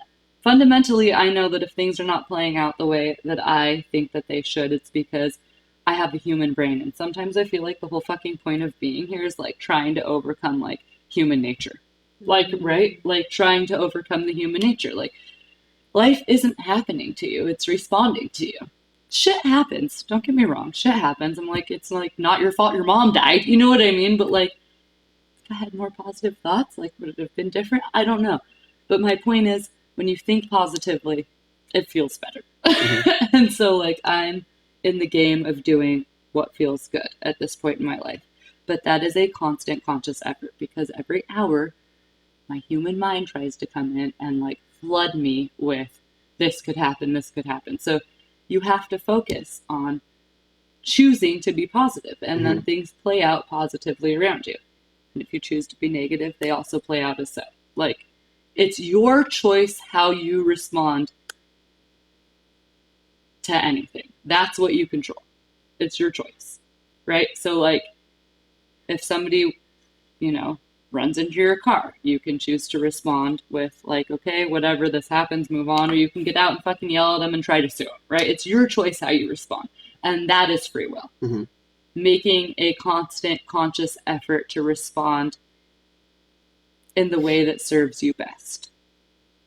See, this is what I love about Lacey, is like, we like live life and view it through two different like vantage points that I think are so like just beneficial. Because like help us, right? her point of view is like, it's like we intersect on so many things, but it's almost like, but we're different in some ways, and we explain similar things in different ways and perspectives. Like, that's why I think we're so good together when we have these conversations, is because we don't agree on everything, but I think we listen to each other anyway. And like, yeah, so it's interesting because it's really hard to find someone to have that kind of conversation with, where you guys can have opposing views, but understand and hear the other person's point of view, but also just not even like, You know what I mean? Not Like I just heard everything she said. I still believe everything I just said, but like I see her point of view, and I almost think we're explaining the same thing in different ways. Maybe like I'm at the point where I think free will is less than what we think it is, and even like some of the things she was describing, I think it's like the idea of choice. Like I always think of it as it's coming from the human mind interacting with its environment. It's almost like if you're on a diet and you say, I'm not going to eat that chocolate bar because I'm trying to lose weight. I think that was a free will choice. But I also think at the same time, well, you're trying to lose weight because you think that will make you feel better and that will raise your level of confidence. Or maybe you're getting ready to enter the dating scene again and you want to be in the best shape you could be. Or maybe you don't, when you look at yourself, you're not aesthetically pleasing to your mind in the mirror. So you just made the decision to not eat the chocolate bar. And you're like, free will, I decided. But then all those other thoughts that are in your mind about social pressure or pressure for whatever influence your decision. Say, I'm not going to eat that chocolate bar. And when you decide, I'm not going to eat it, you're like, free will, but is it really? And so that's what even the thing you said, like your reaction to certain obstacles or like certain things that happen in your life, you get to choose your reaction. Is it as simple though as like, I am 100% choosing, or is it like, I don't want to behave this way because I have a daughter, and if she saw me behave this way, then it's embarrassing to me, and it's embarrassing to see my daughter witness me behaving this way. And so it's all those thoughts that entered my consciousness that forced the behavior to be what it was, versus me, free will, I'm not going to behave that way. That's how my brain works, is like everything that I'm doing is a result of culture, or me wanting to be a people pleaser, or me worrying about how other people view me, or maybe I want to be successful in life financially or in a relationship. So I'm not engaging in the behavior because of all those other things, versus me having a moment of free will where I'm like, I won't do that. And I just chose I won't do that, versus, well, what led up to that? You know what I mean? But it's all about love. It's all about love. Like the thing is, if you're making, and don't get me wrong, I'm constantly trying to remind myself not to make decisions on how other people view what I'm doing. Like, I mean, constantly. But if you're making you're either making decisions fundamentally in love or fear. And if you're making decisions in love, like everything you just said, I mean this in the nicest way possible, came from more of like a negative aspect. Like, oh, I chose not to eat this candy bar because I'm overweight, and if I eat this, it'll make me fat. Well, you're not thinking about it right. Like, you know, and if every... By the way, just to interject, this is what's the book called? What's the book called? The Power. The Power. The Power. Yeah, The Power. Yeah. But not that. That doesn't that's say really that. Good, by the way. In The Power, which I did listen to 40 minutes of it. Yeah, exactly. And then I had to tap out. Told you so. No, I'm just kidding. But I did like, because your ego says you don't need to hear what other people have to say. I couldn't do it. But the thing that I really did like was in the book, it's like, or not the book. Well, it is a book, but it's an audiobook. Yeah. But it was like, or maybe you can help me out with this because I drank some wine. But it was like the negative, like when you focus, like rewording the negative thought. So like, instead of, I don't know, help me out. I'm having a hard time with it. Instead of saying like, I'm not going to eat this candy bar because I'm fat, like, and it's going to make me more fat, you could be like, what? Like, I'm not going to eat this candy bar today because I'm going to choose to I mean, I actually don't like... Because I love myself and I don't want to fill my body with trash. Yeah, thank you, Lily. You're welcome. Yeah. And I just want to say, because, it's my turn. It's totally... It's so funny we have Lily on the podcast. Lily's on the podcast and you and I are just like going for like ever. Okay. No, we just take over. I love listening. I love listening, and I love listening to different viewpoints. And the thing about free will is that for me, it's that you get to choose to believe whatever you want. And she gets to choose to believe whatever she wants. Boom. No, I get to choose to believe whatever I want. And nobody can take away your beliefs until you're ready to get rid of them or let them go. And so what do you believe? Letting go is the part that, is the hardest part. And so what do you believe when it comes to free will? Is it 100% free will? Well, when you brought up like who wants to be Hitler or who wants to be this serial killer or whatever, it's like, for me, Dolores talks about contracts, how we come into this life with contracts or a plan, like you said. Is there a plan or a purpose that we come into this life to experience? And well, maybe in that life, that person killed you, and so now you're going to kill them in this life.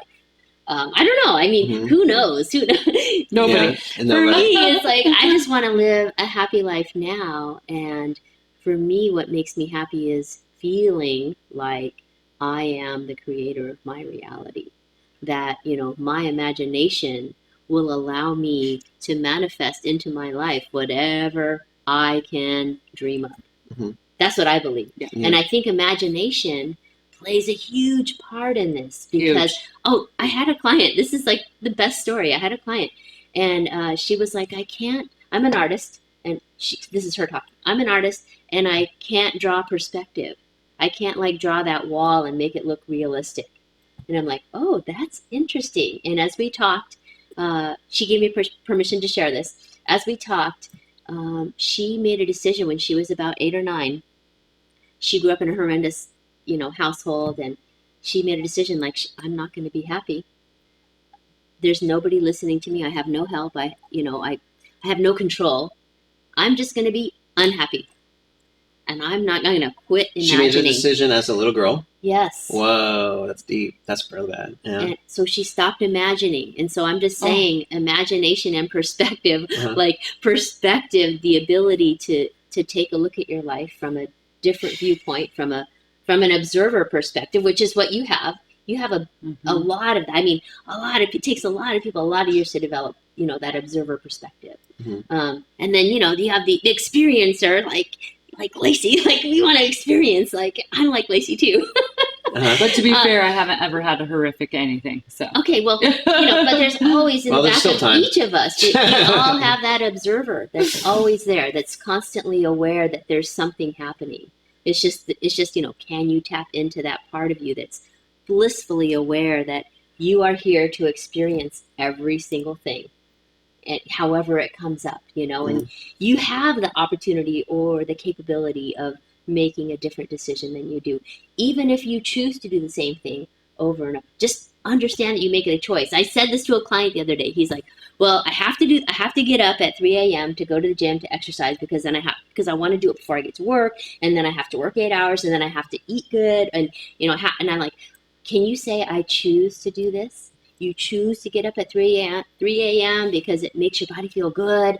And, you go to work, and because you choose to work, you want to have some income, and you get to do what you want to do, during the day and the rest of your life. And anyways, he was just like, oh, you could just see him like thinking, I just love these moments, when it's insight and you can't give it to anybody. That's the thing about, your beliefs and your thinking. It's like, it has to come to you. Nobody can convince you of anything. And it has to be experienced in your body, in yourself. And, so. I want to ask you a question. I thought about this when I was listening to my session yesterday. It's like, when we were doing the session and I'm sitting down there in your house and we're doing it, and I'm, you're asking me questions. In my home office. In your home office. It's very cozy. It is very cozy. And I still remember that doll that I really liked. She had this doll. I liked it. No, I knew exactly I liked it first. what you were...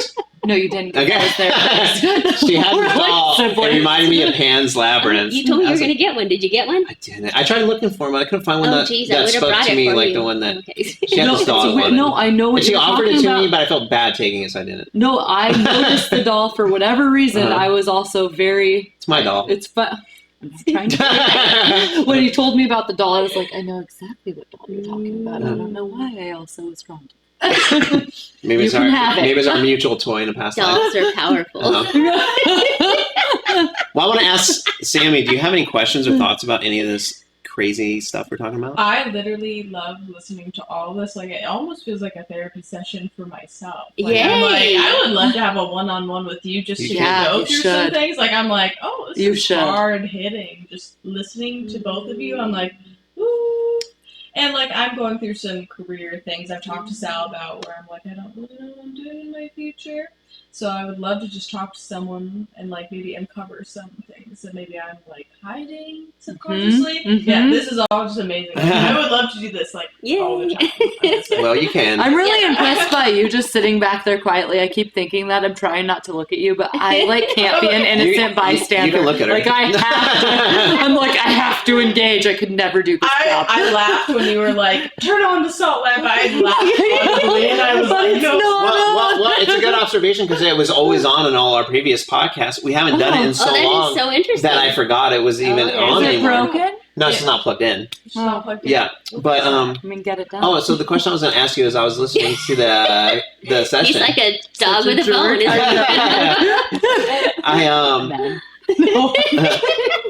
Like when you were asking me questions during the session. It's like, okay, so here's what I struggle with. Okay, and it's just kind of like back to what I was talking about earlier. It's like, okay, so if we have like a soul or a consciousness that came into this life, and we're observing this life play out, and when, regardless of free will or not, when we're having the session and you're asking me questions and I'm answering your questions, like who's the one answering? That's a good question. It's like it's because if I do a lot of meditation, and when you meditate, you just become the observer, and then you realize there's like a deep, just being of just observing everything that's happening. Like there's the observer, there's just the existence of whatever it is that's experiencing this right now, and so like, you know, when we talk about there was this one story I shared in our session where I died in a war. And I felt really bad because my sister, who's my friend Kate in this current life, died. We both got killed in the war. And I was floating above our bodies. And I felt angry because I felt like I was supposed to protect her. But at that point, who is angry? Because the human body is dead. Your consciousness. So the consciousness is what exactly? Because I sometimes think like we all hear this idea of like the oneness, like we're all one or we're all the same. And maybe we are, but then I sometimes think about like life on Earth as like a cloud that's one, and we all come down as like little raindrops, but then we evaporate back up into the cloud. And so like if we are like whole as one, why would I be separate from anyone else? Like it almost seems like that whole cloud is the same being. Yeah. And so like who is the thing that is sad because the human body has died? And so does that mean then that like consciousness, or because when I meditate, I feel like stillness. And that stillness has no emotion or sexual desire or desire of any human desire of like money or career or anything. It's just observing. So when I was doing the session, it was interesting, and I don't have an answer, but I was like, when I was reporting back to you how I felt, I was like, well, the body's dead, so who's the one reporting now? Like, why am I reporting emotion? Like, does that mean that our consciousness has physical human emotion? Because if like there's a multiverse and many different species and existences that we could have, why am I having human emotion? You know what I mean? Does that make sense? Like the human body's dead, so the thing that's left is saying it feels angry, but it's not alive anymore. You're carrying that anger over from that past human existence, right? And you're in a human existence now, so you're carrying over that emotion. So if I am carrying that over, and by I guess I mean the soul. Yeah. Then does that mean so then it comes back to like, well, who created the earth and the universe and the whole existence anyway? If it was me or us that created it, why are we so surprised by the outcome if we already knew going into it? And if we're not surprised by it, then something created it. And that something created us. So is there something above us? It's just like... Have you ever listened to Bentinho Massaro? I don't know who that... No, who's that? Oh, I think you would really like him. He's a little bit younger than you, but he talks about the different levels of consciousness and the different aspects of ourselves that exist. And I sometimes just wonder, like, what is the point? Like, I don't understand the point. Yeah. You know what I mean? And it's like Lacey and I have this conversation, like we talked about earlier. It's like the human brain can't understand. Like you just can't understand something always existing, and you can't understand something beginning, because what created that beginning? And it's like it's back to the same thing. It's like when I'm telling you during the session that my body is dead now and I'm angry. It was like, well, who's angry? Like you knew that was going to happen if you knew when you incarnated and what was going to happen. So it's like, what's going on? Like it's so weird. I don't get it. I have an idea. Give it to us. Okay. Then. I who the fuck knows, right? Like that's just to be clear to everybody here. My main belief is nobody fucking knows. Okay, but what kind of came to me when you were saying this is different levels of consciousness. So that was immediately after death that you were reporting to Lily, yeah? Yeah. So you hadn't reached the other side yet, where everything is love. Mm. So you're reporting immediately after death, or you're still witnessing what has happened. Again, this is just a fucking idea. I have no clue. And then, like, maybe you transition to wherever that is, where I personally like to believe is just, like, all light and love, where, like, you just feel love, right? Like, you just feel complete acceptance and love. So, but you haven't transitioned there yet. So you're feeling the anger of what has just happened. And that's what you're reporting back. And everything I hear when we have these conversations is that you just haven't, sounds like a judgment. I don't know how to say this without sounding like a judgment, because I think you're doing You'll great. evolve to and it I have eventually. no, Right. I have no idea. You're still evolving. Completely wrong. But it's that you haven't, in this lifetime, figured out how to live in your heart. Like you're not living in love. You're living in. I still don't know what you mean when you say that. I know that says it all. Like, exactly. See how judgmental she is, Lily? A lot of work to do here. A lot of work. Yeah, tons of work. We all have tons of work, otherwise we'd be done. Right. Yes, there is time. That's what came up in the I feel session. like men just come back with stronger egos. They have to. Does your fight harder husband? to Do you work guys through- talk? Can I ask that? Do you and your husband have these conversations? Like We do. you guys are Bring back in and forth? Lily's husband. We sound something I don't wanna like talk- you I and talk to you. Lacey. We sound something like you and Lacey. Yeah. Yeah. Is he very analytical, like male brain, like, or is he? He's very intuitive, and he's open to all ideas. But there's some things that we fundamentally disagree on. Yeah.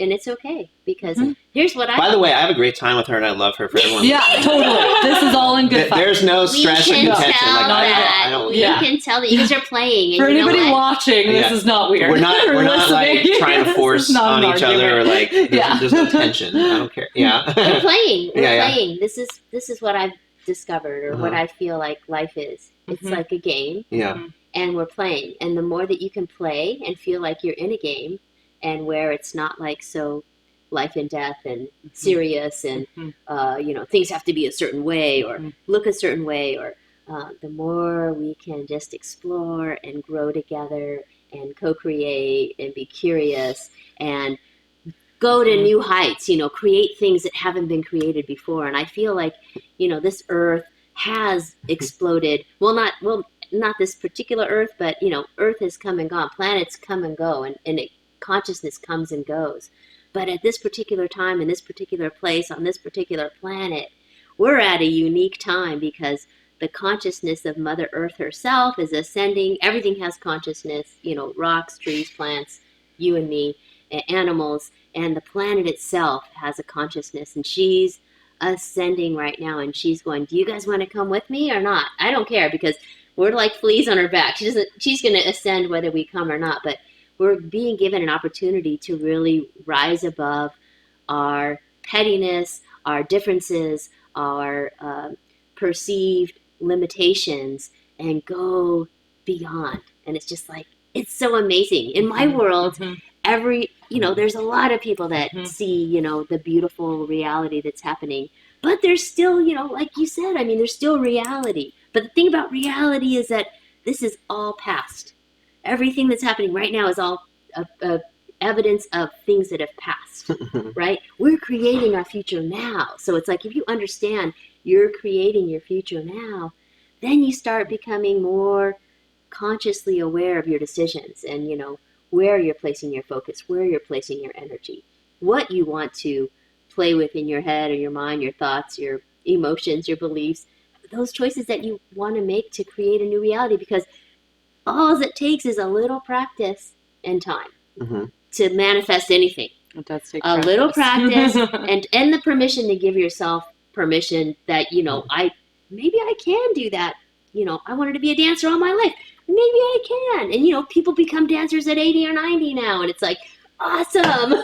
You know, they've finally given themselves permission and said, hey, I don't want to let my past rule me anymore. Yeah. So I feel like that's a little bit of what you're saying is like, you know, your past is fundamentally limiting you and there's no way out. And I don't feel like that. So I don't know. Yeah. And you know I can't convince anybody of anything. So well, I don't feel like I don't know. My perspective is one of like it's become more of like an observing of like, because you know this is kind of like a little bit of a Buddhist belief of like, you know, their belief for Buddhism is like desire is the cause of all pain and suffering. You know, desiring things in the physical world and trying to pursue those things. And you know, it's sometimes interesting because I sometimes think about life in general as like, you know, we live 80 to 100 years on average or whatever. And it's like, you know, during our lives, every day we wake up, we try to achieve and attain things that we desire. More money, better career, relationship, kids, whatever it is, right? Knowledge, like... Life is desire. Yeah, it's just like every day, and we engage in that. And then we go to bed and wake up and do it over and over and over and over. And I sometimes just think, well, that's what all humans have done since the beginning of time. It's what we're all currently doing. And long after I'm dead, that's what all human beings will continue to do. And so I try to look at like, what would be different than what every human being has done before? Well, that would be to let go of it all and to let go of the desire. And that's what came up in my session with you was letting go of just not being so attached to the desire, but just to experience the desire, experience the pursuit of whatever you're doing, and just like letting go of it. Because I think the more identification there is with the human mind and the human body, the more suffering comes from it. But I think through like meditation, you start to see a separation where you realize you are not your thoughts, you are not your emotions. Like those are things that just come up. And you know, in counseling, one of my counselors had taught me this when I was in when I went to Western. I was very depressed and was actually suicidal, and we did breathing meditations together. Nice. And we would do this thing where we'd breathe and meditate, and when something came into our consciousness, we'd be like thought, emotion, like thought. We would just label it in our mind. We'd say, there's a thought, there's an emotion. And by doing that, you start to realize, oh, you're not that thing. Because that thought that enters your mind, that emotion that enters your mind, will soon leave your mind. And a new thing will come up and then leave. And I often imagine it as a stream of thoughts and ideas and emotions that are constantly flowing through your consciousness. And you will then grab one out of the stream and go act it out, whatever it is. And so you start to just see like the separation between the mind, the human mind, and whatever it is that's observing the thoughts. And that could be soul, consciousness, whatever. And then you start to think, oh, wow, this is interesting because this has been happening since the beginning of time. And then you think, what would be different? Like, what would be a different behavior than, you know, what are most people not doing? Most people are not just observing it and being not identified by it and attached to it. They're observing it, and then they're continuing to live their life because you have to. Like, you have to, unless you sit there and just die of starvation or thirst, you're going to act out the things that enter your mind. And so then you realize, oh, act those things out, but watch yourself do it. Observe it. And the lesson you're going to learn anyway at the end of your life when you finally die. And that's what you came here for anyway. I think some people don't wait till the end of their life to learn those lessons, though. This is kind of what Lacey's alluding to, and what I feel like I try to do is that, you know, having those little realizations along the way by observing and allowing yourself to experience and feel all there is to feel. I mean, good and bad. It's like, it's a bummer, you know, feeling bad, but if you write it out for like 60 to 90 seconds, it's going to go away. So, you know, in my Buddhist practice, the only thing that you can count on is change. That's it. So if you understand that that's the premise of life, that everything's going to change, then the question becomes, well, how do you use that to your advantage? How can you make a life filled with value? And it's, you know, in our practice, like, we use earthly desires for enlightenment. It's like chant about what you want to have happen. Chant about what you want to see happen in the world, and then have a huge cause like world peace. Yeah. And so that's why, I chant for world peace, and then easily take action, and it's like having that bigger goal that's outside of yourself, serving humankind or whatever. That's a huge why. And I guess it does come down to why. Why am I existing? What's my purpose? Yeah, like why do anything? Exactly. For experience and for love, for the joy of it, because that's why you're here, to fucking have fun, or to experience and feel. Like, not every day is going to be a walk in the park, but you're here to experience it and feel it. Why can't you be an observer and a creator? Yeah. And once you have witnessed your own power of creation, you'll be left with no doubt. I don't like that pause. No, of course. Her and I would be really good on a podcast together, because we have such diverse. It's almost like the it's almost like Democrat and Republican, right? Like, we have different views. You know what I mean? It's fun. I love her so much. Like, having these conversations, because I agree. We're so different, but we're also so the same. We're all in the same. I just want you to be happy, dude. No, I am happy. Do I not look? Sammy, am I not happy? No. I think you're. I'm very happy. No, I think you're like. Of course, nobody knows you better than you. I will never challenge what you say about yourself, because I don't fucking know. You're the only one that knows if you're lying or not. So I'm not here to make that judgment. But I just you can't force it on anybody. And I struggle daily. Like, this is easy for me to say when I'm sitting here by myself with a bunch of adults now, get my children all over me, and I can't have a second to have my own thoughts. I could have a completely different, outlook. But the point is to be happy or to experience, or if you're not, you're totally right, dude. If you feel like shit, it's okay. Feel like shit for a little while and then move on. But you chose not to stay there. You know what I mean? And you just have to. You can be the creator and the observer, but I think that you like I said, only I'm sure you are happy, but I always want everybody to just be living their best life. I just want if you really fundamentally have no idea what I'm saying when I say living in your heart, or feeling that come out of your body and reach out around you, then I just feel for you. I want you to know what that feels like, and how to I guess obtain that feeling. And that is where creation is made. That feeling is how you create your reality. Yeah. It's not an idea, or it's not even necessarily the outcome. But once you realize that you have that power, and again, you don't have the power over everything that happens, but once you realize that you do have the power to create your own reality, it's transformative. It's magical. I guess I have a passion for trying to bring the magic to life, because I just feel this life is so magical, right? And I feel myself included on a daily basis, we're missing the point. It's fucking magical. Look for the magic. Don't second guess everything.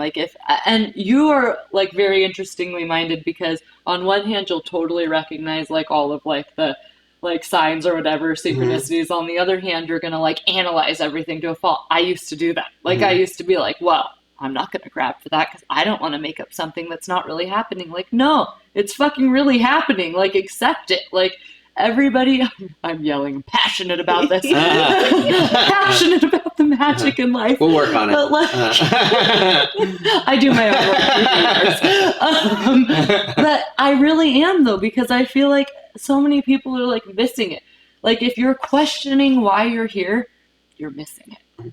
The fact that I'm not saying you shouldn't question what we're doing here, but if you're fundamentally questioning, but wait, why the hell am I here? I got to interject. But who's the I that says I'm missing it? Sal is missing it. Sal. Or But the Sal is the human brain and body, which is going to die. And that's your experience. Yeah, you're moving too far on. You're moving too far into the future. Yes, Sal is going to die, and your consciousness is going to live on. And in my belief, I'm trying to understand. I could be. I see you. I'm completely wrong. I'm not claiming to know anything. My personal what kind of resonates with me is sure, you're going to go on from here and you're going to look back at this and you're going to fucking laugh because you made it so hard. All of us are, not you. Like, we're all going to laugh because we made it so hard, right? Like, and it wasn't ever that hard. There was never any disconnection. It's just like, this is totally Dolores, I'm sure. It's just like the veil of coming into this world. That's the game. You know the what? Veil. Yeah, Like, you know what the crazy thing is like when she's talking, going on, like, it's so funny to me, and I've thought this about many different topics her and I have gotten into. I feel like we're on the same page, describing the same thing in different ways. In my mind, that's what it feels like. Because I agree with everything she just said. It's like, we made it so hard. Like, that's my whole thing, is just like, watch it happen. Like, you don't have to force it. Right. I feel so many, like, I feel like personally we talk about the same things, but in a different language that we don't fully understand. You know, I liked her better when she was a man in her previous life. Of course you did. We probably connected better back then. But now that she's in a female body with female hormones and all that stuff, it's like, we're just not, you know, we just can't connect. Exhibit A. Yeah. Yeah. But no, it really is. You know, it's funny. It is really a great difference between us that I think is very positive and healthy, because it's like, you know, it's fun. I love talking to her. And, you know, when she shares her point of view, but it's just great because everyone listening to this, some people will totally resonate with her, some people will totally resonate with me, and it's like and some people will resonate with you. I know we're just going, but thank you so much for being here, and it's been great. It's been awesome. But like her, yeah, it's just like you know, it's fun. I like it. Just don't miss the ride. I like that you like that because it's fun. Because I think that's what it's all about. It's like, why is there diversity? Why is there contrast? Yeah. Because it's fun. Yeah. It's interesting. It's like, it's what makes life worth living.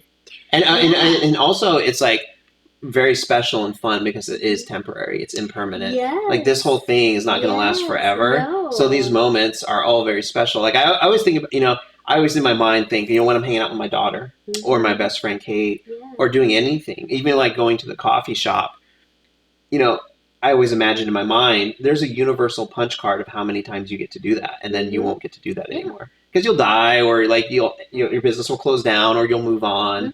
But everything has like a punch card. And everything's limited in this limited you get a certain reality. amount of times that you get to do that thing and then it's gone. And so every moment I have is very, very special. Like when I almost died years ago, like, you know, it's funny because when you're at that stage, when your health is so bad that your body's like failing, you literally have no desire to do anything because you're so sick. Like, you don't feel desire for like going out to dinner, to watch a show, to have sex. Like, it's all gone. You have no, because your body is so sick and so just weak that the desire just naturally leaves your body. Like, you don't have the energy for it. And so you realize, oh, you know, it's probably over. Like, because I had spent 7 years trying to get my illness diagnosed, and I had seen all these specialists and none of them could find anything wrong. And it was really, really bad at that point. Like, I couldn't shower for like 5 days because I was too weak to even stand. And like, it took me 2.5 hours to get out of bed every morning. And I'd have to like give myself a pep talk to just walk to the bathroom to go to the bathroom. Like, it was so bad. And I realized, oh, like, probably going to die because the doctors can't figure anything out. Like, it's over. And then when I finally get the illness diagnosed and started treatment, it just, like, all of a sudden, oh, every day was special. Like, every day was, like, amazing. And it made me realize, like, oh, you only get so many of everything. Like, even when I'm just, like, petting my cat, I'm just like, I only get this for so long because my cat's going to die and it's going to be gone. Like, even interactions with my daughter, or when I go down, you know, we get so busy with our lives that our friends and our family and our pets and the things that really matter to us, we take for granted. We'll be out to dinner with our partner and we'll be thinking about a million different things. But it's like, I go into the headspace of like, no, I'm going to pretend this is the first time I've ever seen this person. Like, when I'm with my best friend, I'll be like, and I'll just look, as soon as you get into that mindset of this is either the last time I get to see this person or this is the first time I've ever seen this person, you all of a sudden are making strong eye contact with them. You're looking at their hair and their facial expressions, and you're listening to the pauses between their sentences. And all of a sudden you become very present in that moment, knowing that you don't get that forever. And like, that's like the special that comes with like life and like being happy and loving your life and realizing, oh, you don't get that forever. that's very temporary, you know? So the next time you feel sentimental. Well, he does. Sentimental Yes, and he does feel it and in his heart. appreciative. Next time you're in one of those moments, literally pay attention to how your heart feels. I literally mean I'll text that. you. Like, pay attention to the energy field, like, of your heart, because you say things like that, and I'm like, okay, right? Like, you totally are living in your heart. Like, I mean, that's huge. Like, that is huge. But when you, like, gain consciousness and awareness of it, then you can project it more and, like, be more aware of it.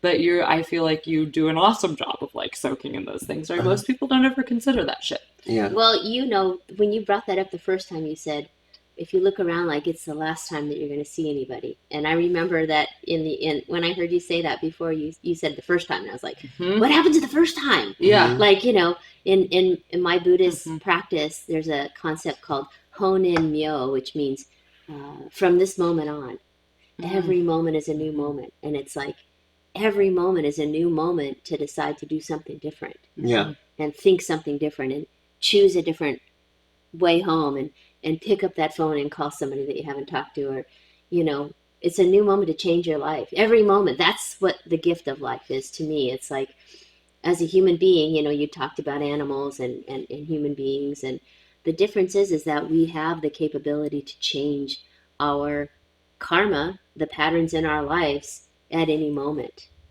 depending on, you know, what's going on and where you're at and what you're interested in, and you know, those circumstances that you create in your life that are catalysts to catapult you to the next level. You know, it's all about what your own personal timing is and what you're ready for, and everybody has their own path. That's the beautiful thing about it. And the beautiful thing about it is that I don't have to be Sal. I can, like, listen to his story and I can experience it, like, secondhand. You know what I mean? But I don't have to be it. I can be me too. And so I feel like I'm everybody. Like, every time that somebody comes in, I can totally relate to that person. Like, oh, I'm totally with you. I'm with you there. Like, I'm with you there. It's like, it's amazing.